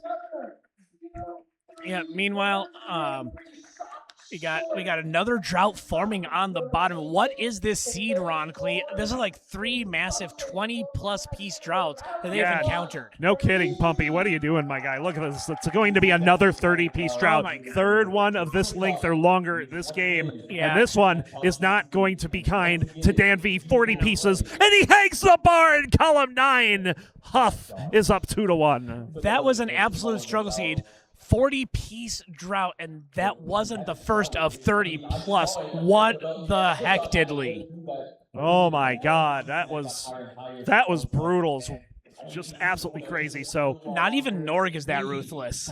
indeed. Special shout-out to Parker Portlock for the $175 contribution to the Matcherino. We are up to $5,000 in the prize pool. Thank you so much. Yep. And if you haven't done so already, make sure you hit up that Matcherino as well. But yeah, up top, we still have Hydrant and Cobra going at it, and this one is pretty close as we hit the turn. 442 for Hydrant, 437 for Cobra. Although we got a drought farming up there too. I guess the droughty seed from below is rubbing off on the top now. Yeah, I ran out of my water in the water bottle, and I can tell from the way this Tetris is going. That's how droughty it is. We can't even stay hydrated at the commentary booth. No kidding. Another Tetris for Hydrant. He's up to 5-11 despite the droughts. Yeah. Meanwhile, they started game number 4 at the bottom. Huff up 2 games to 1. Huff and Hydrant, the H crew, trying to move on to the next round. Yep. Oh, Cobra getting into some trouble high up on the board. It's got some time before level 19 to bring this down. Yeah. That was a brilliant T place. He do not want to place that flat in that situation. Nah, but he has got the well open, wants to try and get a long bar, but even though you're a roller and you can just slide pieces all over, you do not want to transition that high up. Never. He is getting this open. Right side is open. All the holes are gone. Yeah, but we just need a long bar, but what do we have here? It's a drought. He takes a triple in at 503 and will then go ahead and take the Tetris. 569 for Hydrant. Compared to what we've seen, that was a mild 26-piece drought. Yes, very mild. No. We kind of got a little roughed up on the bottom here. Yeah, but a very nice upside down L tuck from DanV. Gets himself set up for the Tetris, and he's going to throw it down. Yep. And DanV only down by 3,000 points. So it's a little early to call it, but if you want to call it neck and neck, I will not judge you. Neck and neck. There we go. Up top. Close one there. Both players will score a Tetris. Yep. Ian Keith, the voice of reason in the chat, saying very few players could rock a bow tie and make it look remotely good. Yes. But Hydrant was doing a side 4-wide for a second there. yeah, Not something you want in classic Tetris. no, absolutely. I mean, great modern Tetris strat, but in classic, not so much. That's debatable. It's a great modern Tetris strat too, but Yeah, it's effective. Let's say Yeah, that. it can be cheesed a little bit. Yes. But 752 to 751, Wow. absolutely neck and neck between Cobra and Hydrant, as they are battling. Hydrant battling to make it to the round of 16. Cobra battling to force a decider.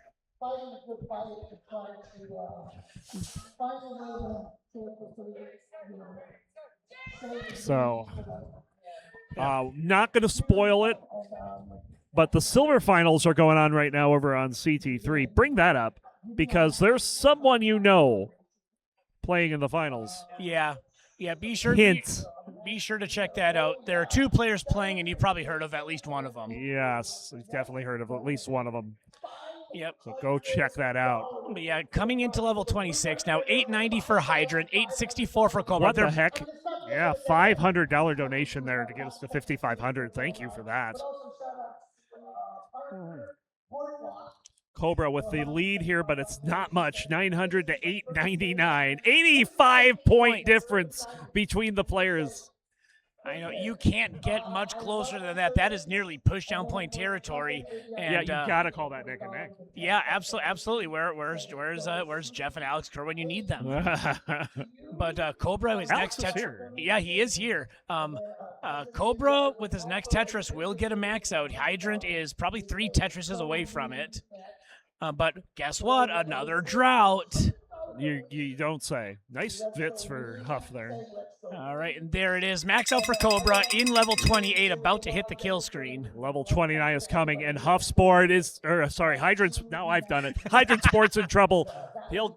He's got 5 lines to go. He's got to get this open and get a bar down, and that double flip might spell disaster. He's going to be done at 9:22, and we're going to Decider up top. You know what that means, Ronkley. We need more points. Chris Berman, where you at? Yep.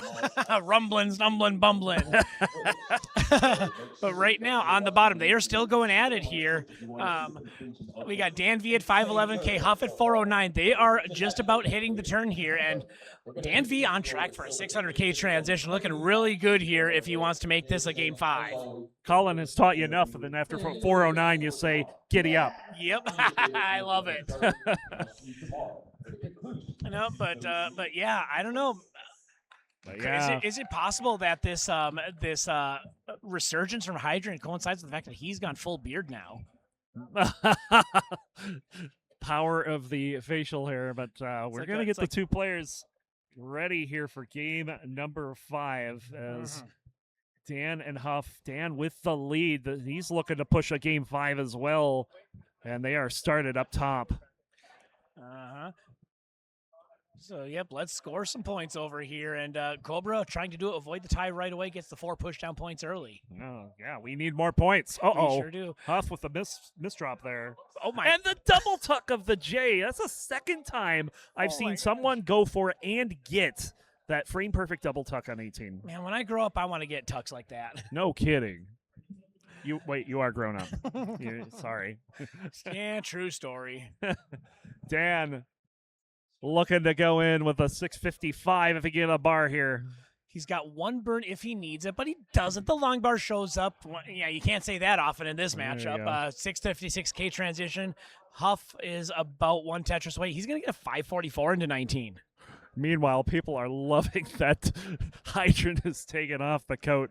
Someone said he's gone forward a couple decades. Yep, we've gone from 1930s speakeasy attender to 1950s haberdasher. Yeah.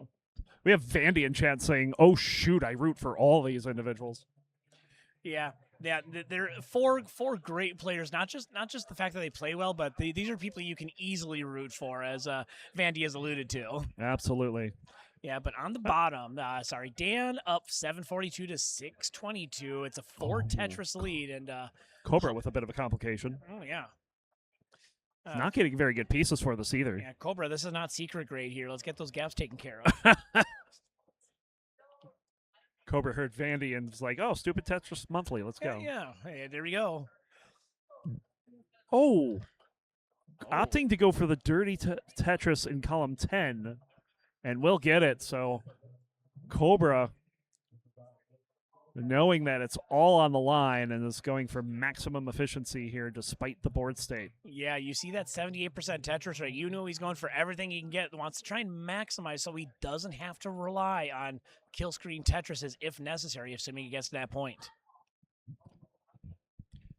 But There's on the bar, bottom, another Tetris. On the bottom, DanV hung a Z piece, but gets a delayed burn. He's going to possibly set up for a dirty Tetris here, or no, maybe just burn it down. I mean, that's a good strategy too. Yeah, I was trying to figure out what he was doing, but this seems to be kind of working out. It's not getting worse. It's probably the best way to describe this. But the saving grace for DanV is that he does have a lead. It's a small lead, but it's a lead nonetheless. 875 to 842. Huff is not Tetris ready yet, so he can't take advantage.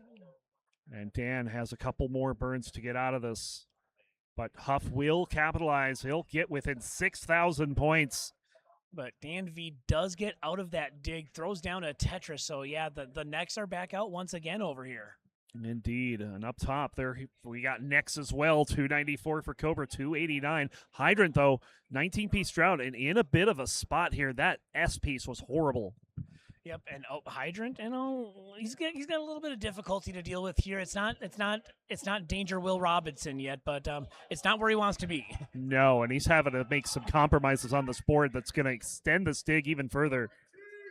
Yep. So Cobra has taken the lead, but on the bottom we are in almost level 29 territory within 12 lines. So Yeah. Dan looking to catch up to Huff, who's got the max out.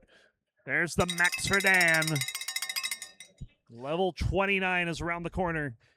Yep, and we've got dueling max outs over here. Dan trying to force this decider. Huff trying to dispatch DanV and move on to the next round. They're into kill screen. 1.01 for Dan, 1.1 for Huff.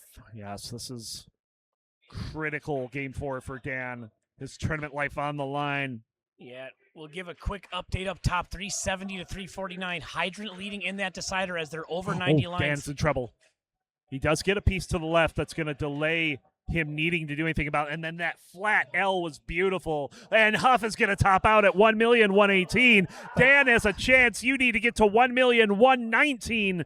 But he needs a 5-tap of a long bar, and he needs it post-haste. And in order, okay, good 5-tap. However, he needs another one, and we'll get it. Yep. Oh, no. But Dan hanging the T. It's not over yet. Nope. He is still trying to Oh, he does misses that 5-tap. He needs an L, and he's not going to get it. Huff and he's getting is going to droughted. top 16. Oh, man, just an unfortunate sequence of events for Dan. Just kept missing a couple of drops here and there, and then when you miss a drop and he needs a long bar, he gets droughted. Unfortunate sequence that leads to Huff moving on. Absolutely. And up top, we have our final matchup of round number 1 in a decider. Hydrant at 490, Cobra at 476. We are just about at level 19. And this is what you want out of a decider. You want to see these players go the distance, and they are trying to make that happen.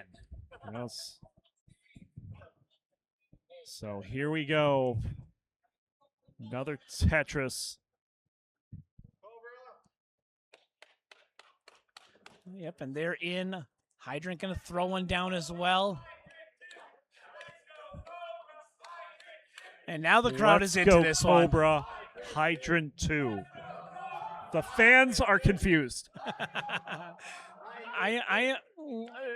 This is like a morphed version of the Tugi chant. Yes. It's like the inverse upside down face Tugi chant Yeah. of cooperation and love and friendship. Indeed. So Hydrant has the real-time lead, but it's more neck and neck by pace as Cobra banks down a Tetris, half a Tetris lead for Hydrant, and Hydrant with a bit of trouble on the board. He's going to have to find a way to get out of this.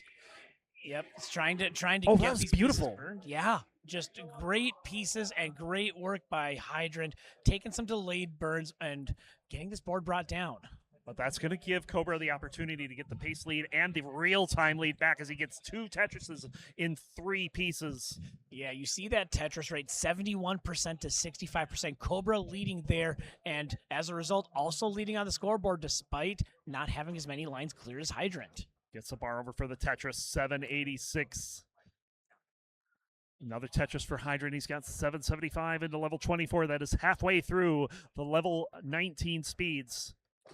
Yep, we are nearing the kill screen, and with the way these two have been playing this game, it almost seems like the kill screen is going to be inevitable for them. It feels like it. Cobra, another Tetris. Hydrant has to cover the well.